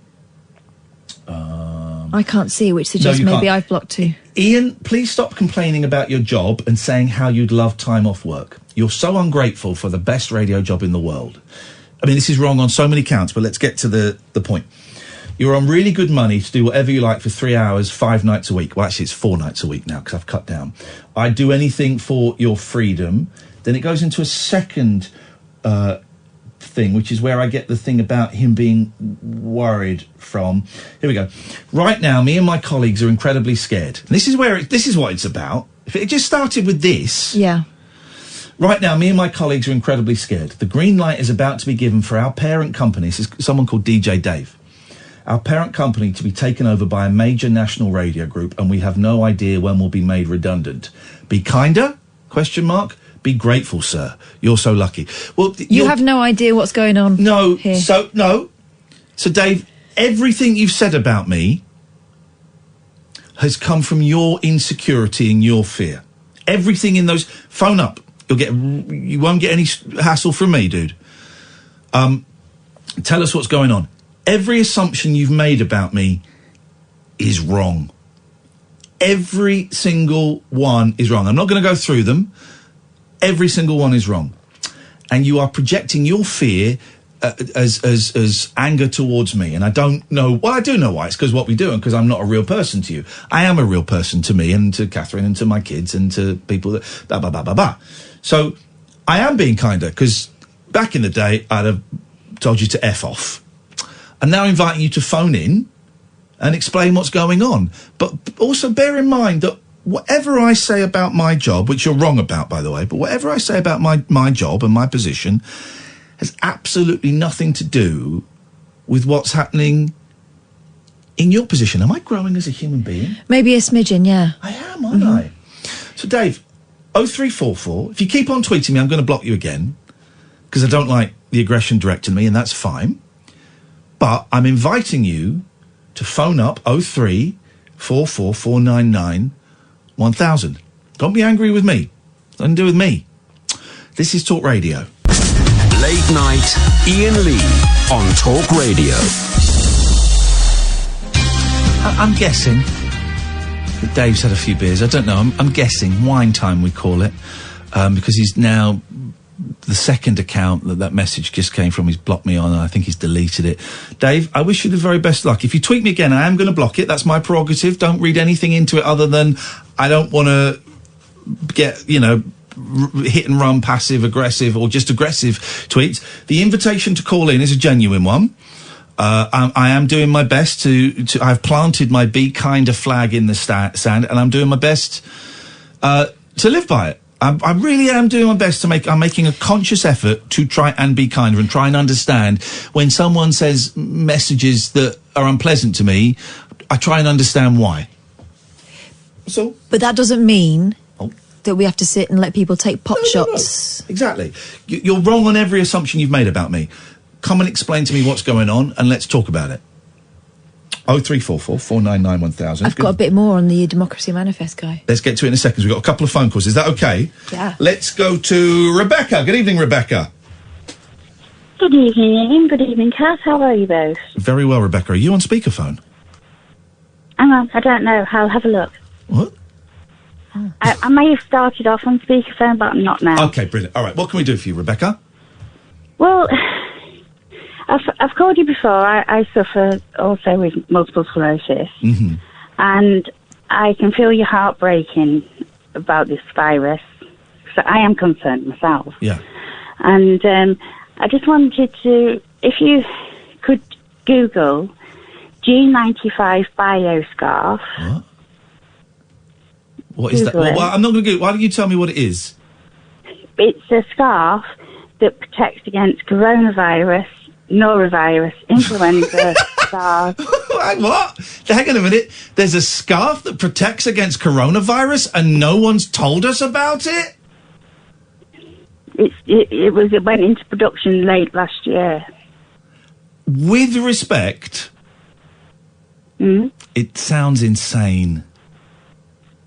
It's my brother's company in San Francisco. Why haven't the chief scientists, when they did that address with Boris Johnson a few days ago, why did they not say, by the way, there's a scarf you can get that will protect you from... No idea, absolutely no idea. I'm sorry, I just wanted to let you know there is protection out there. I didn't mean to insult or offend you. No, you've not insulted or offended, but how does it work? Well, from what I've read from the website and also the email I've got, you can get the mask over your face. Right. Which does protect against... Obviously, a surgical mask won't protect against it, but this is a patented mask. And it's, like I said, not just against coronavirus, but also all these other terrible things that could really affect people with no immune system, such as your mother and myself.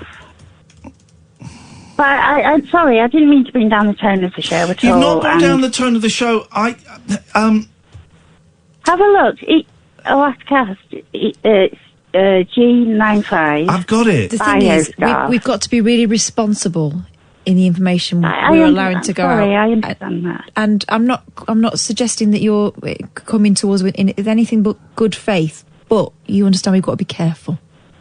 Oh, I understand, and it doesn't say on the home page. I'm on the home page. It doesn't say it protects you from coronavirus. Right, I do apologise. I've got an email from the company, but anyway, I do apologise. All right, Rebecca. Thanks very much. Rebecca sounds like a good person coming from a good place, but I'm going to say it. That sounds like rubbish. Sounds like rubbish to me. It sounds like rubbish. There is no... Washing your hands is the best thing you can do. I don't know what extra wearing masks does. All I've got is the bioscarf.com website, which says it filters out an average of 99.75% of all airborne particulates. So that doesn't really mean it can help. It says, doesn't say it will, it can help protect you from pneumonia, strep, influenza, tuberculosis, pet dander, pollen, smoke, and many other airborne contaminants. It's a mask built into a scarf that you put over your face like a dandy highwayman. Well, having a look at The Guardian, they've done COVID-19 facts checked, because there's a lot of stuff floating around at the moment. Thank you. And this is the claim: face masks don't work.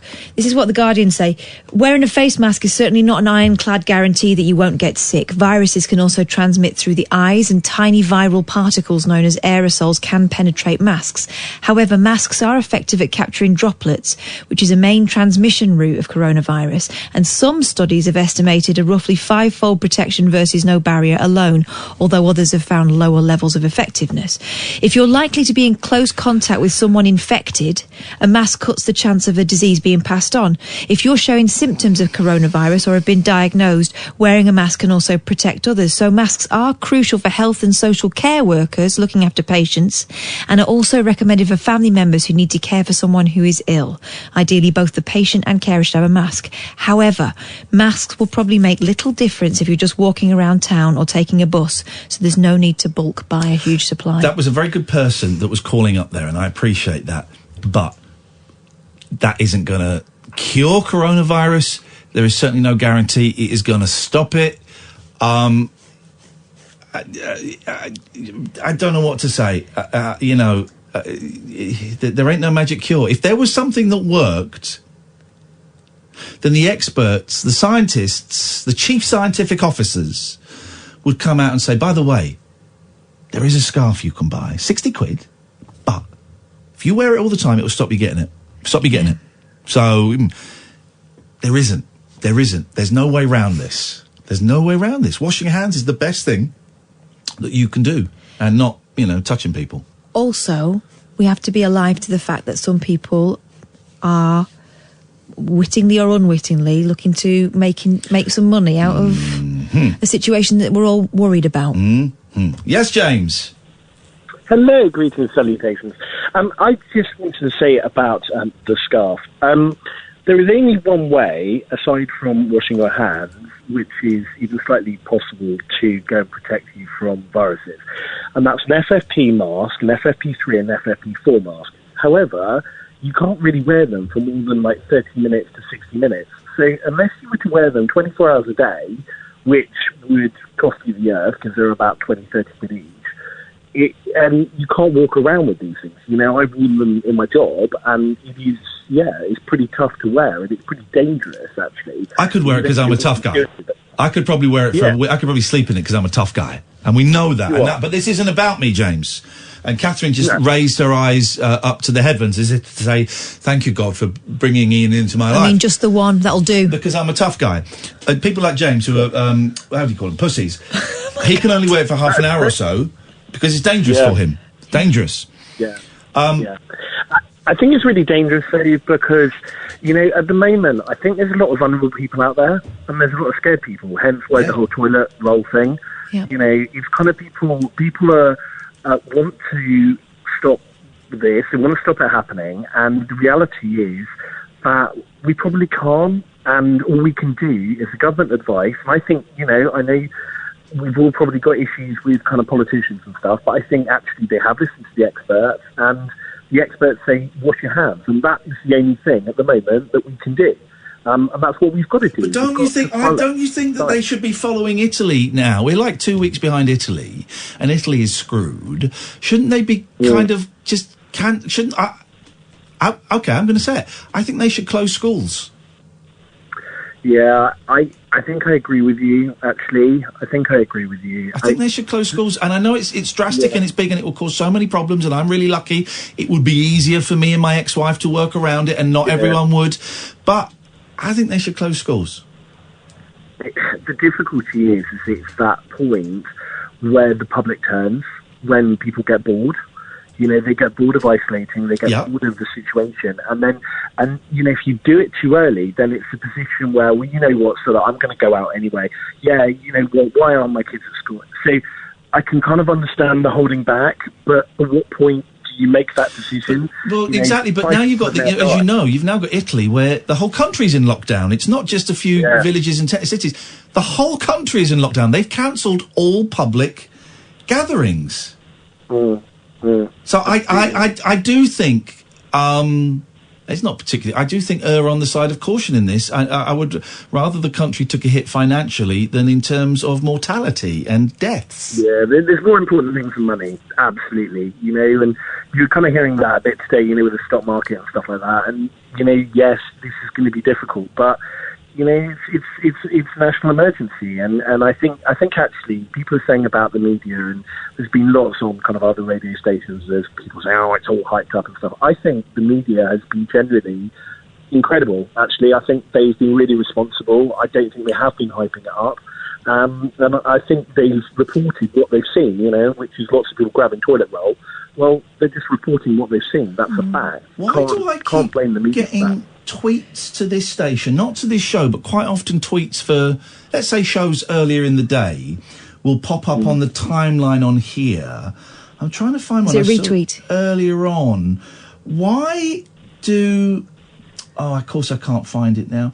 Why are so many people saying that the coronavirus is a conspiracy from the left? Wow. Have you heard that, James? A conspiracy from the left. A conspiracy from the left, yeah. Is it because the Chinese are communists? Yeah, it's so communist. You see the Democrats, they're so terrible. Here we go, here's one. Coronavirus is the left's new undemocratic weapon. I suppose that's suggesting that maybe it's being used to attack Boris Johnson or something. I don't know. I don't understand it. You know, like, I mean, much as I like getting political, viruses aren't political. You know, they are not political. They do not have a political opinion. They just, make you ill. I mean, what planet are these people on? They do vote, right? I'm not allowed to say what planet they're on because otherwise I'll get told off again. James, thank you very much indeed. Someone says, Ian, that lady on the radio talking about the G95 scarf, it's being flogged on a TV selling channel. I.e. another fear-mongering scam. I have MS2 and won't wear a scarf, but I am wearing a tinfoil hat instead. Well done, Sophie. A tinfoil hat will actually protect you. Good evening, Dan! Hello! Hello, Dan. What you got for us? Hi there. The kind of virus and that, I was thinking about my dad. Yes. He's 75. And, I'm a little worried about him and hope he stays at home, etc. And while I was thinking about him, I thought of a funny memory, ish, that I wanted to share with you, because he's a great guy, my dad. I really love him to bits. And last Christmas just gone, we had a great fun. I spoke to you about it before, but we had karaoke going on, and it was a really... Oh, you're the guy that did the transphobic "This Is Your Life"? Yeah, that good for Christmas. Stuff, yeah. So. We had karaoke going. It's me, my brother and my dad sat at a table, smashing out karaoke. It was a really treasured moment. And my dad was, he was keeping up, and he was a bit hit-miss with some of the songs, but they're all, like Elvis and that era of songs we're doing for him on the karaoke. Anyway, the night wound up, and I took him home, and when I've got him home, having a cup of tea with him, at the end of the evening, and I said, how did you enjoy the night? He said he enjoyed the night. I said, what did you think of the karaoke? He says, it's not bad. He says, do you not have one of those that actually play music? The point was, he didn't have his hearing aid up, so he thought we were just singing to the words. He didn't hear the music from the karaoke. He didn't hear them, so he was just singing and didn't hear the music? Yeah, if he'd have said to us at the time, I can't hear anything, we'd have turned it up. Your whole family is insane. Do you know that, Dan? He is just a very poignant and funny moment. Well, listen, I hope you're safe, and I wish you and your family the best of luck. And you. Thank you, mate. Cheers. Imagine doing a karaoke and not hearing any of the music. That reminds me of my mum. I lent her a DVD, and afterwards I said to her, "What did you think of it?" She went, "It was good, but that narrator was a bit annoying." I went, "What narrator?"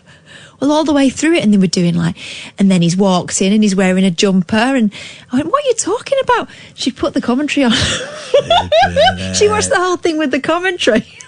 Flippin' heck. If anybody else has seen any, I'm not saying necessarily that scarf is a scam, but I can imagine that the marketing is being shifted ever so slightly to give the impression, and you notice how carefully I'm choosing my words, to give the impression that there might be a slight possibility that it might be of some benefit against the coronavirus. If you've seen anything else like that doing the rounds, I bet by Wednesday, Thursday, there'll be a load of Facebook ads for gel, different types of gel. There'll be a load of Facebook ads for gels and masks that will definitely filter out coronavirus, and pillows. Pillows will be a good one. Sleep on this pillow. Air fresheners that will clean there'll be loads of stuff. And it preys on the fact that we all feel like we've got no control, and so if you could buy something, it might put you back in the driving seat, you know.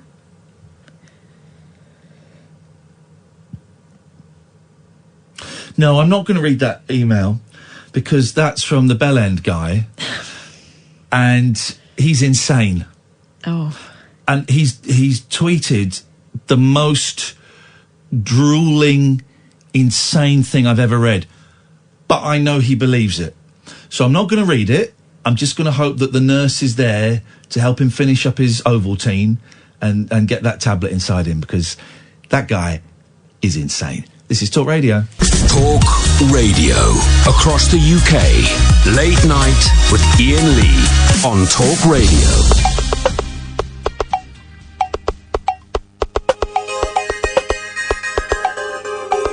I can hold you now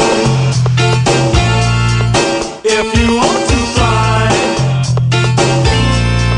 Can't you see I'm all broke up inside? Got used to use, got to say I hurt like kryptonite,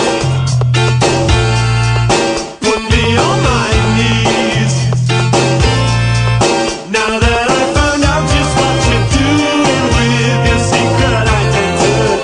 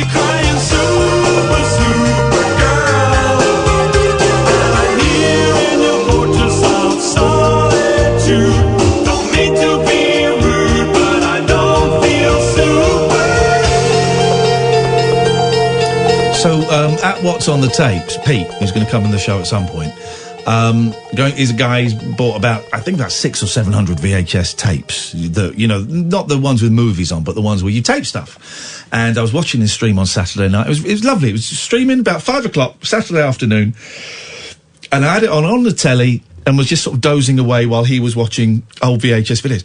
Well, today he found on one of the tapes me. He found a trailer for the 11 o'clock show with me. I don't remember it in the slightest. I remembered we had a tagline that they tried to push for the 11 o'clock show a bit. Was it live young, die young, live fast, go to bed late, or something stupid like that? And it was me doing, it's quite a funny little thing. Big long script I had to remember. And I would have just been handed it there and then and told to learn it. Could do that in those days. And, it's me talking about how monkeys like to be dressed up and tortured to dance in circuses. That's funny.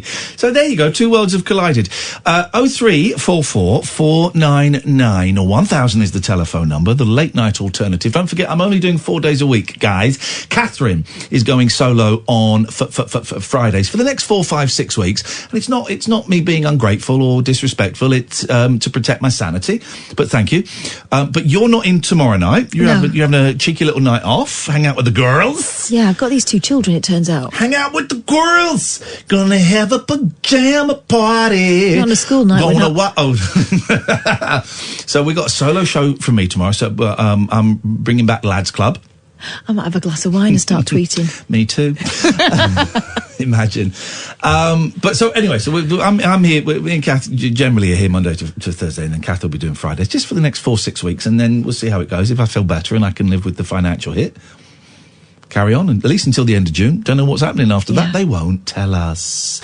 Bobby, Alistair, stay there. We're on the hunt for Mr. Democracy Manifest. I feel like we've come as close as we can. It doesn't look like we're going to get him tonight, but the feelers are out there. We're not the only people trying to track him down. Oh, hello, sir. I am reading another Australian website, 10 Daily. And they're talking about having spoken to the Chats, this punk band, who have been working apparently with this guy who is not Charles Dozer. Okay. The Chats' new video about the band skipping out on a meal bill, which of course is what he was accused of doing, features a cameo from a man who bears more than a passing resemblance to the original Democracy Manifest star. This is the guy who was in a viral video, if you're just joining us. Democracy Manifest! Take your hands off my penis. Why are you afraid to say penis? No, because he says penis. But he says, say penis. Penis. Say penis. Why? And I'll say period. Penis. Period. Click that. A succulent Chinese meal. It's the way he says penis, as if they're grabbing it. Yeah. I think that's the implication. Yes. Anyway, the years have passed, and this back to the 10 Daily, not this man's penis. Penis. The years have passed and his facial features are slightly different, but it's an uncanny resemblance. I can 100% confirm he's the original Democracy Manifest guy from the video, a spokesperson for the Chats told 10 Daily, right? Band bassist Eamon Sandwith said the Chats were stoked to find out he was alive. Our manager and crew tracked him down, no idea how, he said, so they're not helping there. He turned up, had drinks with us on set, and then he was gone. In a brief email, a person in control of the Mr. Democracy Manifest website also stood beside the story.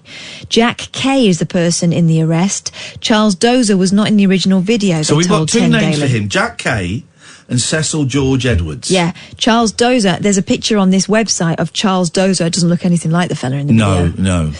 And he died in 2003. They cited, here's the thing, an upcoming exclusive arrangement for the story as reasoning why they couldn't say any more. Well, that would be the sport bet. Potentially. Video, I need to lose weight. You'll be the first we contact once we iron this out, they assured. The website details that media outlets should make an offer for an interview because succulent Chinese meals aren't cheap. The website also lists themed merchandise for sale, including $40 shirts and $12 stubby holders. What? What's stubby holder? It's a can. No, it's a can, isn't it? A can, okay.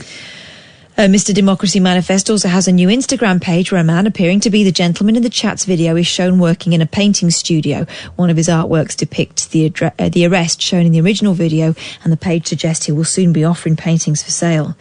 The claim that Dozer was not the star of the original video has other credence. Few photos exist online apart from pictures used in newspaper reports, the Victorian Crime Stoppers website, and what appears to be his former website. They show a face that does not match that in the Democracy Manifest video. No, it's not the same guy. It's not the same guy. Seems like the guy trying to cash in on everything. It says Andrew Brown.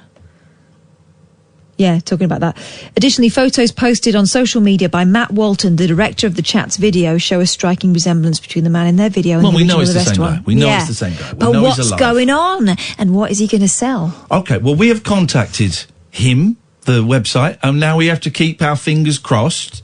Unless someone has a direct email for him or a direct phone number, I suspect we may have gone as far as we can. We will keep trying. Let's go to Bobby. Good evening, Bobby. Hi, Ian. Hi, Gareth. Hey, Bobby. How are you doing? That's a really good question.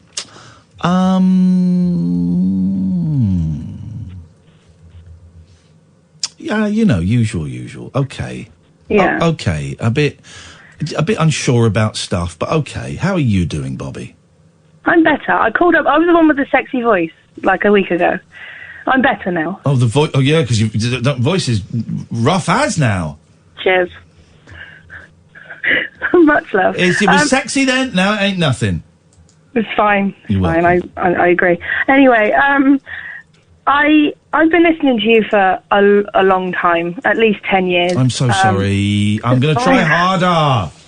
My dad actually put me on to listening to you, Okay. so you can blame him. Hello, Dad. But I've heard a lot about your mother, so I totally understand why you're worried. And the fact that we've had 5 confirmed deaths now, and 4 out of the 5 have been over 75 with... Is it 5 now? It is, yeah. It was confirmed this afternoon that it was the 5th. The 4th this morning, the 5th this afternoon. They always say as well, the person had underlying health conditions. Yeah. And I know why they're not saying what those underlying health conditions are, because they don't want to cause a panic amongst those people that also have those underlying health conditions, but... I think it's actually really important that they should say what those underlying health conditions are. I agree. So we know we know where to be looking. It doesn't necessarily mean that other people would die from it, but... I think they're trying to say that to reassure everyone else, but actually it's not reassuring. To reassure the people that don't have underlying health conditions. I would like to know, is it more likely if you... does it respond differently to asthma? Are you more likely to die from asthma? Or is it lung cancer? Or is it... Well, it affects the respiratory system, doesn't it? So I would imagine all of those things. So I'd like to know. Yeah, I think we all do, really. I want to touch on a point that a lovely lady that called in earlier about the recall of the toilet roll. That was to make people that bulk bought feel like idiots. That's all that was. That was this was complete this was the nonsense that the toilet roll tubes have been made in China and might be infected with coronavirus. Yeah, that was complete trolling on the internet, which we're used to these days. To be honest, it was literally to make them feel like idiots. Really. Yeah. Well, the point is, not everyone is used to it. It's true. And it's the sort of stuff that my mum takes and runs with because she hears it from a mate, and then she's not even necessarily on Facebook. But that stuff goes like wildfire, doesn't it? Yeah. So someone having a laugh. I would like people. let's try and make this show, because we will be talking. I know we don't really do news stories, but I think the coronavirus is slightly different. Partly because so many of us have a personal connection to someone who is potentially at risk. So listen, if people want to phone up and talk about scarves and things like that, you're very welcome to. But you will be questioned, and you will be, if it is bullshine, it will be called out as bullshine. I think it's really important that we do our best to establish the facts, to try not to scare people, because it'd be really easy. We get so many listeners if we scared everyone. And just to keep our feet on the ground a little bit. I think it's really important that we do that. Anyway, go on. Sorry, what else did you have for us, Bobby? that was it, really. I don't think I have anything else. I think most people just, a lot of things, I mean, most of us are going to be okay. Obviously, there are a minority of people that are more at risk. A lot of it is common sense for people that aren't as at risk. Like, don't cough in people's faces, for starters. That's a big help. And I also think it's quite funny that a lot of people are saying it's taken a virus to teach people how to wash their hands. Yeah, that's true. That's really true. That people, but people still don't know how to do it. Man, I want to give lessons. I'm going to give lessons online for £50 a pop on how. That's people how would pay for that, though. I know they would. This is where I'm going to. I knew there'd be a way for me to cash in on this. This is how I'm going to do it. Is I am going to teach people how to wash their hands correctly, Bobby. That's what we're going to do. Good idea. Hey, listen, thanks so much for your call, and thanks for thinking of my mum. I really appreciate it. That's okay. Cheers, there we go. And, this is Talk Radio. Late night, Iain Lee on Talk Radio. Here's the problem with people panic buying toilet paper, is it'll be people under 35, because people over 35 know how to wash our asses with a shower. We've all done it. We've all done it in the 90s. We've all been at someone's, or been at a party, or lived in a shared house, run out of toilet paper, and gone, right, where's the shower? We've all done it. I did it I've not told him this. I did it in Mackenzie Crook's house once when he was sharing with he lived in a horrible, horrible house with Spencer and James and Adam, I think it was. It was disgusting. And I went there once, I did a dump, there was no toilet paper, there was a shower. It's someone else's house I did that. I bought a load of new face cloths the other day. I'm going to keep them in the packet just in case. There you go, you see. All this panic, but you don't even need toilet paper. Toilet paper is made up by the extreme left to make you think they didn't have toilet paper. Christ didn't have toilet paper to wipe his jacksie with, did he? He didn't. It's made up by the extreme left. It's a conspiracy to make us spend our money on things that we don't actually need instead of investing That's not very lefty, is it? It is, actually. Is it? I thought... Yeah, so those flannels that I was going to keep for my soft baby's bottom face might actually be used on my baby's bottom. Your soft baby's bottom face? Yeah. Alistair. Good evening, Ian. Good evening, Catherine. Alistair always sounds like he's about to deliver the news or a verdict of guilty. Which is it? What are we guilty of now? Nothing, except a clunky gear change. Oh, yeah, go on. Right. So, I had an absolute wonderful weekend, Ian. Something that perhaps I could recommend, although I know you're a busy man. Yeah, go on. I went to a retreat, which was a monastery. Yeah, I know a lot of people that have done these kind of things. I like the sound of this. Yeah. And literally, I mean, I'd arranged it for me and 7 of my AA companions, rolled up at this monastery and just had an absolutely wonderful time. Managed to speak to one of the fathers about some of my stuff that I did when in drink, which I wasn't proud of, which was good. And it was absolutely wonderful. And not least, also we got away from the news and all the rest of it, what was happening in the world. So I feel great at the moment. And what did you do? Were you meditating? Were you praying? Were you just chilling out? Chilling out mostly. We had a couple of meetings kind of there with the group. At other times we were just sort of talking and chatting and absolutely laughing our tops off about some of our war stories, where appropriate, of course. Yeah. And eating in the main refectory with some of the other monks that were there. And also just walking around the grounds, which are beautiful, and I did that on my own and just sort of was reflected on my own situation, my own thoughts and everything. And so, yeah, it was absolutely glorious.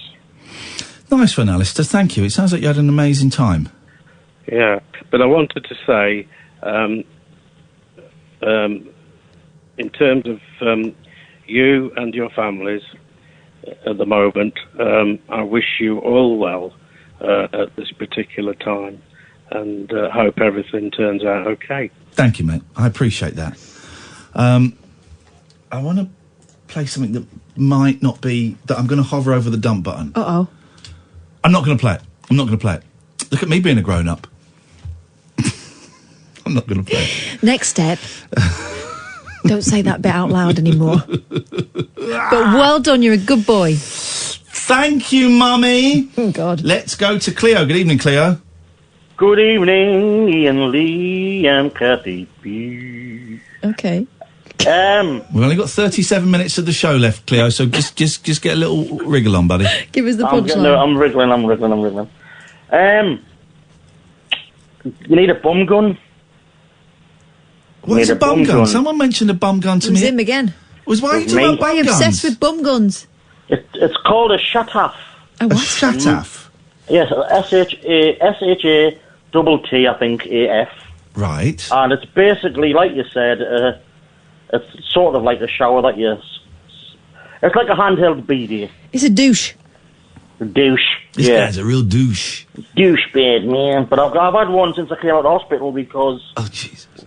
I know I've gone about it, but I was in with the rest. Well, it's just showing to me. It's just a shower head. Why would you not just go... Well, just go... But it's got like a gun nozzle rather than a brush. You know what I did as well, though, to make it a little bit neater? Well, put a point on the end. Yes. Did you? Yeah, it looks like a sex toy. It's not. It's merely a cleaning toy. Because when I came out of hospital, I couldn't do things hygienically with toilet paper, as it were, and I had to use something, and they suggested that. And equally, the whole hand wiping thing.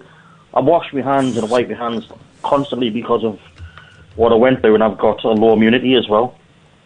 So I've not had a cold for 5 years. And that's because I keep myself well clean. But your bum's I'm not clean like, as a whistle. Yeah, I'm not like what's the word? When obsessive. Why are we talking about your arse, you weirdo? I bet you're getting off on this. I bet you're just rubbing your thighs at the moment in sexual glee, talking about your dirty ring piece. I'm not interested. I'm not into that scene. That's a lie. Goodbye. Goodbye. Not into that scene. Gosh, that's a lot of these. Dirty man. I need to lose weight. No, I don't. I need to buy some bigger trousers. There we go. Problem solved. That's it. The guilt has gone. I'm sat there. These trousers are really tight. And I'm thinking, no, I don't need to lose weight. I need to buy some bigger trousers. Accept it. You're a fat man. You're not a fat man. I'm a fat man. I'm fatter than I was, and I need to accept it. I'm going to buy some bigger trousers. But the problem is I need a 35. Right. He said, hopefully. 36 is too big. Or an elasticated waistband. Oh, they look so comfy, don't they? Should be some new slippers waiting for me when I get home. Oh, my God, you know how to live. Man alive. Man alive. I'm looking forward to that. That is going to be fun.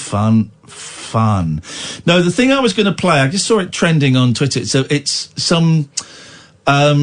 It seems to have taken off. Some young people have played like FIFA online, and they've put like famous people in.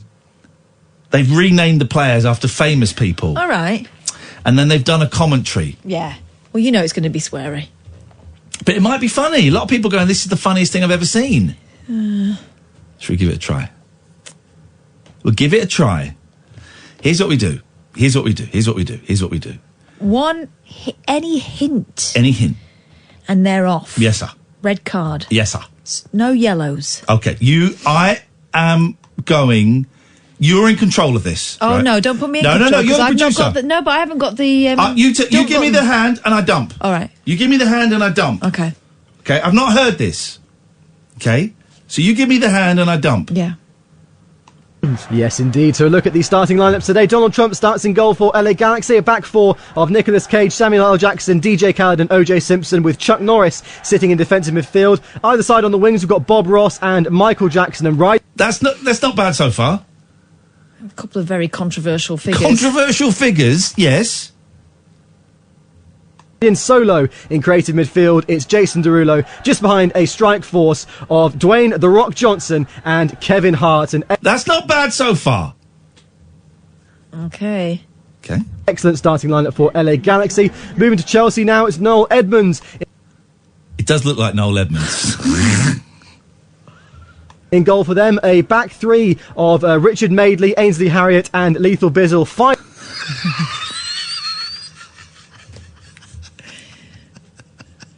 Go on. Across the midfield.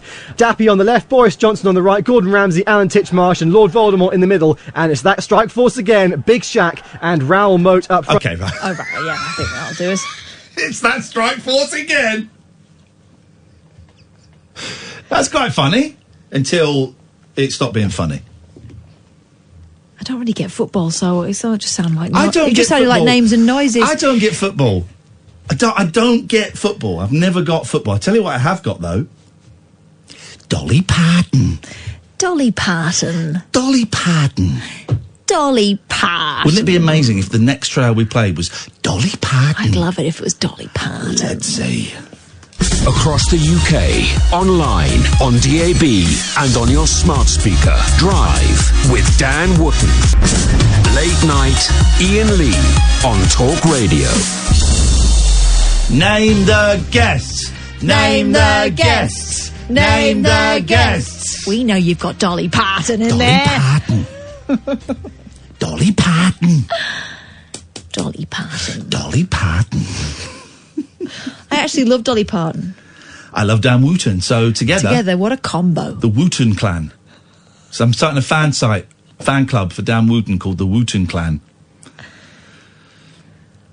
Dolly Parton.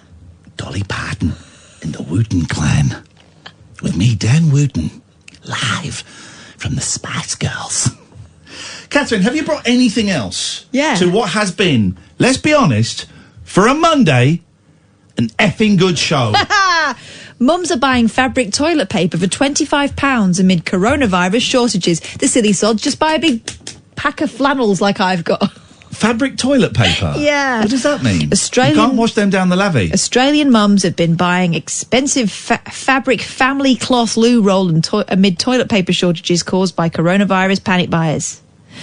Some UK supermarkets have begun to ration... this is the Daily Star, by the way, in case you want to read along. Oh, I see. It's a comic. It's about to get sexy. It's a comic for... Well, it's not. It's about to get unclothed. Yeah. It won't be very sexy.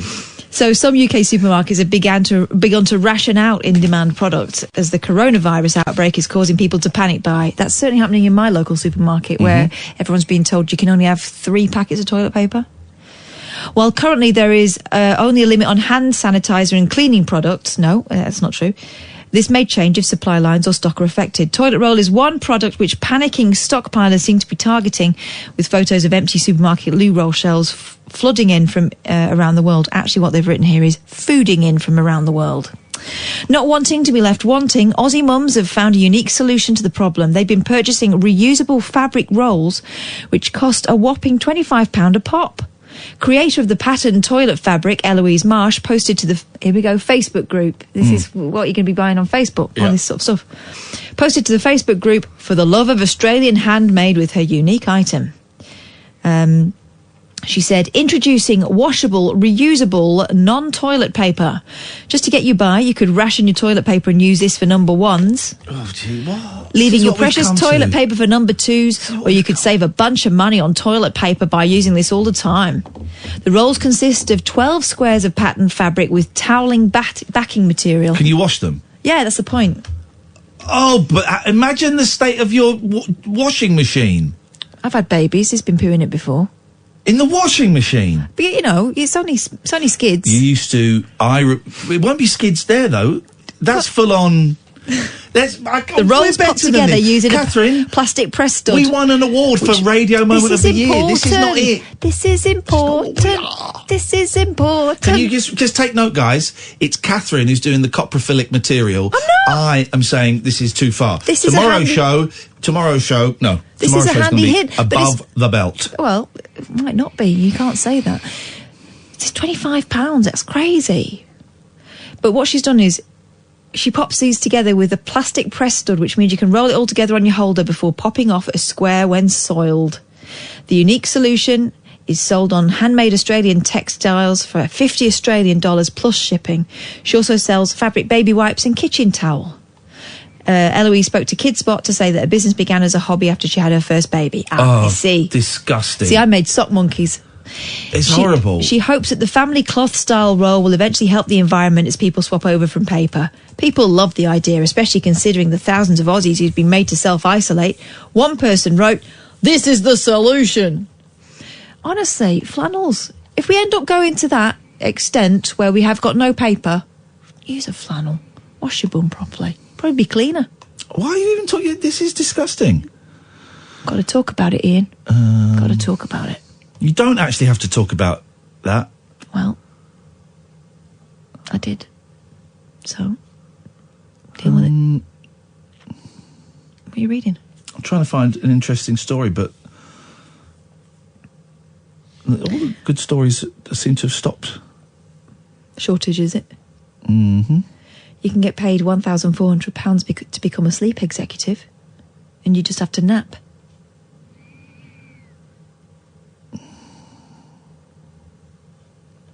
That's the story.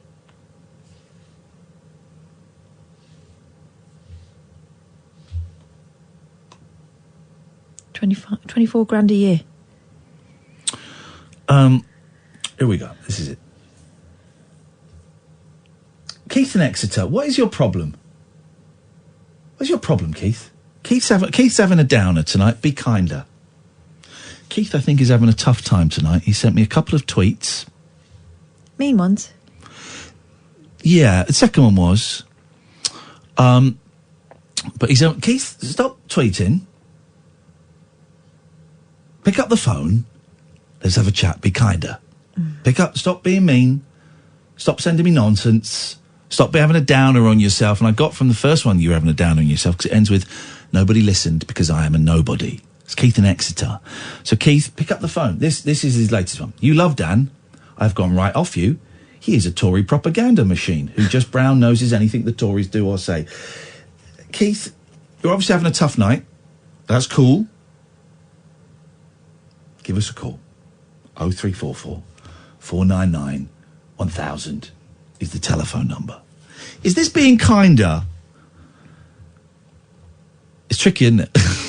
It is tricky when faced with some people's inability to respect boundaries. It's tricky, but is it? This is the right way to go. This is the right way to go. Yeah. Will it make good listening? So that's secondary to the point behind it. It's secondary. I think if you're listening late night, you don't necessarily want to hear someone being furious all the time. We can still have arguments and stuff. The arguments are not gone. But meanness. Keith, give us a call, man. Dave, who was tweeting earlier on, said he couldn't give us a call because his kid was asleep. Okay, well, that's fair enough. Okay. Keith, give us a call, man. Stop lashing out. Stop trying to be noticed. And come and actually, by typing on your phone, come and have an actual conversation. Here's the thing about Twitter. When we're on the radio, our first priority isn't keeping up with everyone on Twitter, and we can't possibly do that. But if you phone us, then you get our attention straight away. But don't take it personally. This is the thing, people take it personally and think that we are singling them out. So call. Do what? But actually, if a tweet has a mean tone, we're probably more likely to ignore it as to read it. Good evening, John. Hello, good evening. Good evening, John. How's everyone? I think we've dealt with that. Right, okay, that's all right then. It's just a quick call about the virus. Yes. You were talking about your mum. Yes. My wife 2 years ago had a brain tumour operation, which has left her with a brain injury. I had to give my job up. I'm at home. We never leave the house. We have carers coming in regular. Twice in the last week, I've had to send two of the carers home because they've turned up with coughs, colds and flu. Uh-oh. Apparently, it's what they have to do regardless. They still send people out, even though carers out, even though that they've got coughs, colds and flu. it not a good thing? It's not a good thing, and I'm aware of these companies that quite often hired by the council but aren't necessarily council workers, that they have very limited staff and the staff have very limited time, and it's always a rush, and obviously if those people don't work they don't get paid, and I totally understand all of that. But yes, you would think while we are going, and that's not great at the best of times, but while we are going through a crisis like this, and I think crisis is an accurate word to use, and they are visiting people who are obviously physically vulnerable many times. Very much so. There would be... but what would you suggest they do, John? Because they won't necessarily have enough people to send replacements, will they? No, that's correct. That's perfectly true. The only thing I can say is I really don't know what can be done about it, but if somebody went to work in a food shop with a cold, they'd be sent home. I don't know if they would. I know a lot of people that work in supermarkets, food shops, and yes, if they've got a cold, they're not allowed to work on a food counter. What, generally, or just at the moment? Generally. That's the first I've heard that. I've heard of that. I would like to think that was the norm, but I'm going to respectfully suggest it isn't, and that's a rarity. If anyone can let us know either way who works in food shops, 0344 449 1000. But I suspect that people would hide coughs and colds. I wonder what the situation is with nurses. Yeah. This is one of the facts that I was getting to. Because you were saying about your mum being in a care home. Yes. If the carer's going in and they've got coughs, colds and flus, especially at the moment, at least they should be, whether it does any good, but at least they should be wearing masks. Yeah. I mean, I've had to remind carers that come in here to wash their hands. That should be the first thing they do. Come in. Morning, I'm just going to go and wash my hands. Give me a minute. Especially when they're going to other people before they get to you. Yes, exactly. No, they should be doing that, or at least in front of you using an antibacterial gel, which isn't as good as washing hands. And again, with the care home, though, there's never enough staff anyway. No. And if people don't go in because they've not got coughs and colds, then the disabled and elderly people, it's mainly disabled people in my mum's home, they're stuck in bed, and my mum is doubly incontinent and requires someone to clean everything. I don't see how it can't get into those care homes. I know how that works. Yeah, no, exactly. Of course you do, John. I don't see how we can protect vulnerable people. I don't know. I honestly don't know. It's worrying, isn't it? It really is. It really is. And just one other thing I'd like to say. Mate. Is thank you to all the people who's bought all the toilet rolls and emptied the shelves, because as we were talking about vulnerable people, a lot of us rely on home deliveries. We can't go out and search around for this stuff, and nobody's been able to get any. I will sell you one half-used toilet roll for £25, John. Would that help? Thank you very much. Hey, listen, best of luck, and best of luck to you and your missus. I've got my fingers crossed for you. That's all right, yeah. We do have lots of problems. Most of the time she thinks she's a 5-year-old. But mine just jumps all over the place. Yeah. Do you get... you say it jumps all over the place. Do you get your wife in her current age, do you have moments of lucidity with her? This is why she's still at home. We get... she doesn't come back all the way. Yeah. But we have good days. She'll have a good day. She'll play her guitar again like she always does. And she knows who you are, and she knows that you're her husband and that you're in love and all of that? For a couple of days, yes. The rest of the time, her mind, it's like turning a dial on an old radiogram. 1 minute she can be 5, next minute she can be 20 before we met. Gosh. And when her mind jumps, it's such a sudden shock to her. She looks round, she screams the place down because she's petrified. Doesn't know where she is? She doesn't know where she is. Oh, mate. But anyway, we've been living with it for 2 years. I wish you the best of luck, and I hope you get more of those days when you're a happy, loving couple. And well done, John. Well done, mate. according to the hospitals, she should be getting better, but they've been telling us that for 2 years because it was a mistake in the operation that's caused it. Isn't the brain... the brain's incredible, and how just a little bit of the wiring goes wrong. It's remarkable what can happen. I wish you both the best of luck, John. It sounds like you're a good man, and she sounds like a good woman. She really is. And this is a first-time call, first time I've spoken to you, so thank you. You've kept me alive for the last 2 years. Mate. Give us a call anytime. Be nice to catch up. Take care, John. Thank you. Gosh, wow. There you go. Keith, it's the last time I'm going to read one of your tweets. You just called me Angry Keith because I care about more than just myself. You're not listening to what I'm saying, mate. So I'm going to block your tweets. It's just for 24 hours, so they don't show up in the studio. I've given you the opportunity to call in and to talk about it. I'm really sorry that you're having a tough time. I think it's unfair that you're taking it out on me, though, mate. I think it's really, really unfair that you're being mean to me because of something that's happening for you. And I can tell that it's something that's happening to you because of the progression of the tweets. So best of luck. I'm going to block your tweets from the studio for 24 hours. And if you want to give us a call at any point, I'll be very, very happy to take that call. 0344 499 1000. That's the telephone number. This is Talk Radio. Late night, Iain Lee on Talk Radio.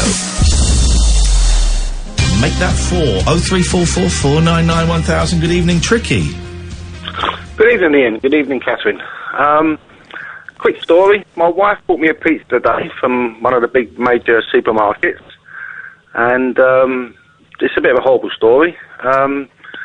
Basically, took the pizza, had the pizza eaten through it, and while I was in there eating it, I found something in there that wasn't pizza. It was actually a piece of tissue, like a tissue you'd wipe your nose on. Genuine. So I took a picture of it. I got in touch with the well-known big supermarket brand. Yes. And they said, bring it in, we'll give you a refund. Oh! Are you not aware of what I just said? Yes. There's a tissue, because when they make all the food, all the tissues have to be blue, so you see it in the food. Yes. This is actually like when you get a bit of what they call a snot rag when it's in your pocket, and it goes all compressed. That was actually in the pizza. I actually took pictures of it, and they said, we'll give you a refund. Bring it back, I'm like, are you not aware? So tomorrow morning I'm taking it down to environmental health because I don't know what's on this tissue, and anybody, could have been sneezing and coughing into it, and I actually chewed it. Not nice. So, and this is genuine. I made the joke after to my wife. I said, well, at least we know why they haven't got any tissues. They'll put them in their pizzas all the time. But genuine, I took a photograph of it, and it's genuine. Chew. Not that it's genuine. Did you not try and eat around it? Was it a good pizza? It was a nice pizza. It's a thin. Because I would have considered eating around it. Disgusting. Yeah, but what it is, no, because when I cut it with the wheel, what it is, they don't put a lot of mozzarella on the pizza. By the way, can I just say, not to make light of this, I only just got one of those pizza wheels. Isn't that a game changer? Yeah. I use them for years. I use them for everything, even for cutting toast. Well, I was... Whoa! Oh! We got ourselves a maverick. Because I was using a bread knife, right? And it is the hardest thing when it's hot and you do it and it goes awful. The pizza wheel. You cut the pizza in... it takes 12 seconds. You can cut anything with it. Anything you want to cut with, you can cut with it. Cheese? Could I cut cheese? Yeah. Could I dish up ice cream with it? Because that would work, wouldn't it? Viennetta. Oh, I've got Viennetta coming for... Of course you have, you're a posh guy. No, it's the depth, isn't it? They don't have enough. There's only about an inch and a half, so, you're not going to really do much damage with a Viennetta, are you? Really? Okay. Well... I love the thought. This guy's a professional. So, okay. Well, I mean, you don't think you're going to die, do you? Nah, not. But it's just the fact that you don't know what the person had that was sneezing into it. Well, they didn't have manners. Well, how did they get in there in the first? And you're assuming as well they've been using it to sneeze into. They might have been using it at the other end. No. Okay, I thought, look, if when you get a tissue and you see it squashed up in your pocket, it looked like one of them, because in the food environment, they have to use blue tissue, so you see if it's in the food. You know where it's been? It's been on one of those nice ladies' sleeves. Yeah. That's what I thought. it's been up the sleeve and it's popped in there, but I don't know what the person has got. The person could have anything. I mean, so, you know, you name it, they could have it. It could be transferred through the saliva as opposed to the mucus. Yeah. So, but what if they say, listen, you're not going to get rich off the back of this. no, I'm not interested in that. Oh. I've got He just wants sufficient funds, justice. thank you very much. But what if they say, we'll give you 3 pizzas? Do you know, it's not about that. It's about somebody checking up on who's doing what, and for that to go in there. I mean, it's not just that. I mean, look, someone could have bit into that and swallowed it. It would have choked them. I will give you, if you listen. Come in, mate. Listen. This is embarrassing for us. It's embarrassing. It's embarrassing. If you promised to get rid of them photos and never mention this again, I'll give you 7 pizzas, any flavour, your choice. 7 pizzas, make this go away. Does that sound like a deal, fella? 10 pizzas. No, it's not about the money. I will it's give not you about 12 the money. It's the principle. Do you know what I'm hearing from you? If they'd have seemed more bothered about it when you took it in, if you'd have been assured that they would find out exactly what had gone on and make sure it could never happen again, you would have taken their free pizza, and this would have been the end of the matter. Just they said, well, bring it back. I'm like, are you aware that this is not a piece of tissue? This is like of a tissue roll. This is like the one you get from a packet. Right, here we go. I've got a story. Harrison's just sent me this. This is from HuffPost from 6 years ago. You ready, Tricky? Go on, mate. A mother in Newcastle was horrified when her stepson bit into a deep-fried blue paper towel. Crystal Henderson, 29, and 7-year-old Oliver Hallam purchased takeout from a KFC branch in Killingsworth. At home, Oliver took a bite out of what he assumed was chicken, but recoiled seconds later. He pulled it out of his mouth, and when he did, it pulled away the batter. You could see the blue roll inside. Henderson said that realising Oliver had bit into a paper towel was worse than if it had just been bad chicken. This is happening all the time! Well... But you see, that's what in the food environment, it's going to be blue, just like you have plasters have to be blue and everything else, so you can see it. This is probably done a little slippery out of someone's sleeve. Little slippery. Gone into the dough, and it's actually, I've got the other part of the pizza that I have with it. You can see the tissue in there. Where the roller had gone through it, and because I was just not being that observant, and when these pizzas don't have the most mozzarella, so I put extra mozzarella on there. So I wouldn't have seen it. When I bit into it, it's only when I was chewing it, I was sitting down watching Minder, and... I love the extra detail. Oh, sorry, I thought this happened recently. This happened in the mid-80s. Okay, so I was just chewing it. I thought myself, this didn't seem right, and I was like, hang on a minute, pulled it out, and I showed my wife, and she was like, what is it? I said, it looks like a tissue. So I opened it up, and it's like one of them tissues you get from a tissue packet, like a clip. No, I nearly said the K word then, from a certain tissue company. That's all right. I don't think it's Kleenex's fault. Tricky, listen, we've got to move on. Thank you. Let us know how that goes. It's just suddenly we've got a lot of calls before the end of the show. Good evening, Lee. Hello, my friend. How you doing? Good, thank you, Lee. What you got for us? Absolutely love the show, guys. Thank you, mate. Now, I've just been reading up on Google. It's mutated. This is about 2 days old news. What? Now, that means there's 2 strains of the virus. Whoa, hang on a minute. Whoa. What's going on here? Exactly. That's what I'm asking myself, which is why I'm ringing you. It's on Fox News. It's mutated, which means there's 2 strains of the virus. And which one's more stronger than the other? Is one more deadly than the other? Do we know? Right, hang on a minute. I'm on New Scientist. Literally, one of the first things that come up. New Scientist from 5 days ago. It's the 5th of March. Are there 2 strains and is one more deadly? 2 strains of the new coronavirus spreading around the world, according to an analysis of 103 cases. But the World Health Organization insists there is no evidence that the virus has been changing. But Fox News are saying it is. It's controversial. There's quite a few stories on that. Here's this from CNN 2 days ago. A recent scientific article suggested that the novel coronavirus responsible for the COVID-19 epidemic has mutated into a more aggressive form. Is this something we need to worry about? No, and here's why. Here we go, Lee. Breathe deeply, my friend. Kathy's going to save us. The first claim, this is CNN Health. I'm unfortunately not a doctor anymore due to an unfortunate incident. Well, yeah, we don't want to talk about it. The first claim the coronavirus is mutating is actually true, and it's perfectly fine. Before you rage, close your browser, hear us out. We get that the word mutation is bandied about in popular culture to denote a dramatic and fundamental change in a living being. After all, mutation-inducing toxic waste in the sewers of New York City transformed benign adolescent reptiles into crime-fighting teenage turtles. However, fictional portrayals of mutation are simply that, fictional. The effects of mutation in real life are nuanced and generally innocuous. Using the idea of mutation to incite fear is harmful, especially in the midst of an epidemic like COVID-19.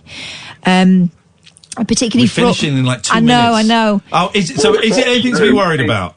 They're saying mutation is a mundane aspect of existence for many virus, and this is no exception. Lee, you're going to be okay, my friend. And I'm moving on, not because it's a big conspiracy. Although we would say that. Not Jeff Bezos, the other guy.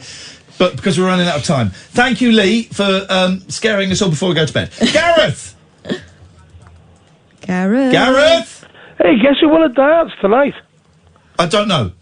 I won. Oh, it was a cracking game. I tell you now, it was the Vaults in Rwabon against Rostanay Creigog Snooker Club. It's the who against the what now?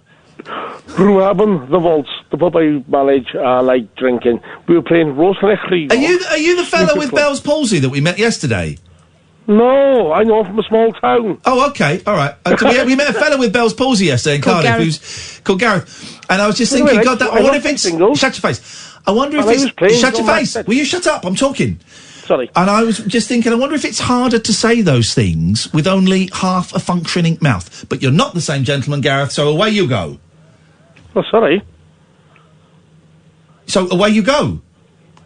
Oh, yeah, wait. Carry on talking. No, I'm going to put the phone... I think this happened last time, didn't it? It totally did. He got annoyed. Probably got the pub. No, so basically, right, I played me singles and I messed up there against John Maxted, who's a local... Oh, God, he's going to give us the report. The show finishes in 60 seconds and I want to get to Fake Sheila. Don't I, Fake Sheila? Get to Fake Sheila, but I won. I remember that. Why does Sheila always ring with 3 minutes to go? Listen, the last minute of the show, Gareth, you tell Sheila what happened in the darts, all right? Oh, Sheila, I tell you what, though, right? Hello, I was playing John Maxted. He's a right ne'er-do-well vagabond. Dolly Parton. Dolly Parton. Dolly Parton. Dolly Parton. Dolly Parton. Dolly Parton. Dolly Parton. Dolly Parton. Dolly Parton. She's not Kenny Rogers. Dolly Parton. Part of your hair. Dolly Parton. That's the piabs. Dolly Parton. Dolly Parton. Dolly Parton. Dolly mixture. Dolly Parton. Dolly mixture. Dolly Parton. Who's your make of them? Dolly Parton. Terry Wogan. Dolly Parton. All the best. Dolly Parton. Even Dolly Parton. Oh my God, I can't even. Dolly Parton. Dolly Parton. You're ruining my dance. Dolly Parton. I'm trying to talk about the greatest game of darts I've ever bloody played here against John Maxted. He supports Sunderland. Dolly Parton. Dolly I Parton. was born in a wagon of a travelling show, looking for death when it was it wouldn't fall. Grandpa do whatever they could. Dolly Parton. Oh, what's it like Dolly? Dolly Dolly to me. Talk Radio.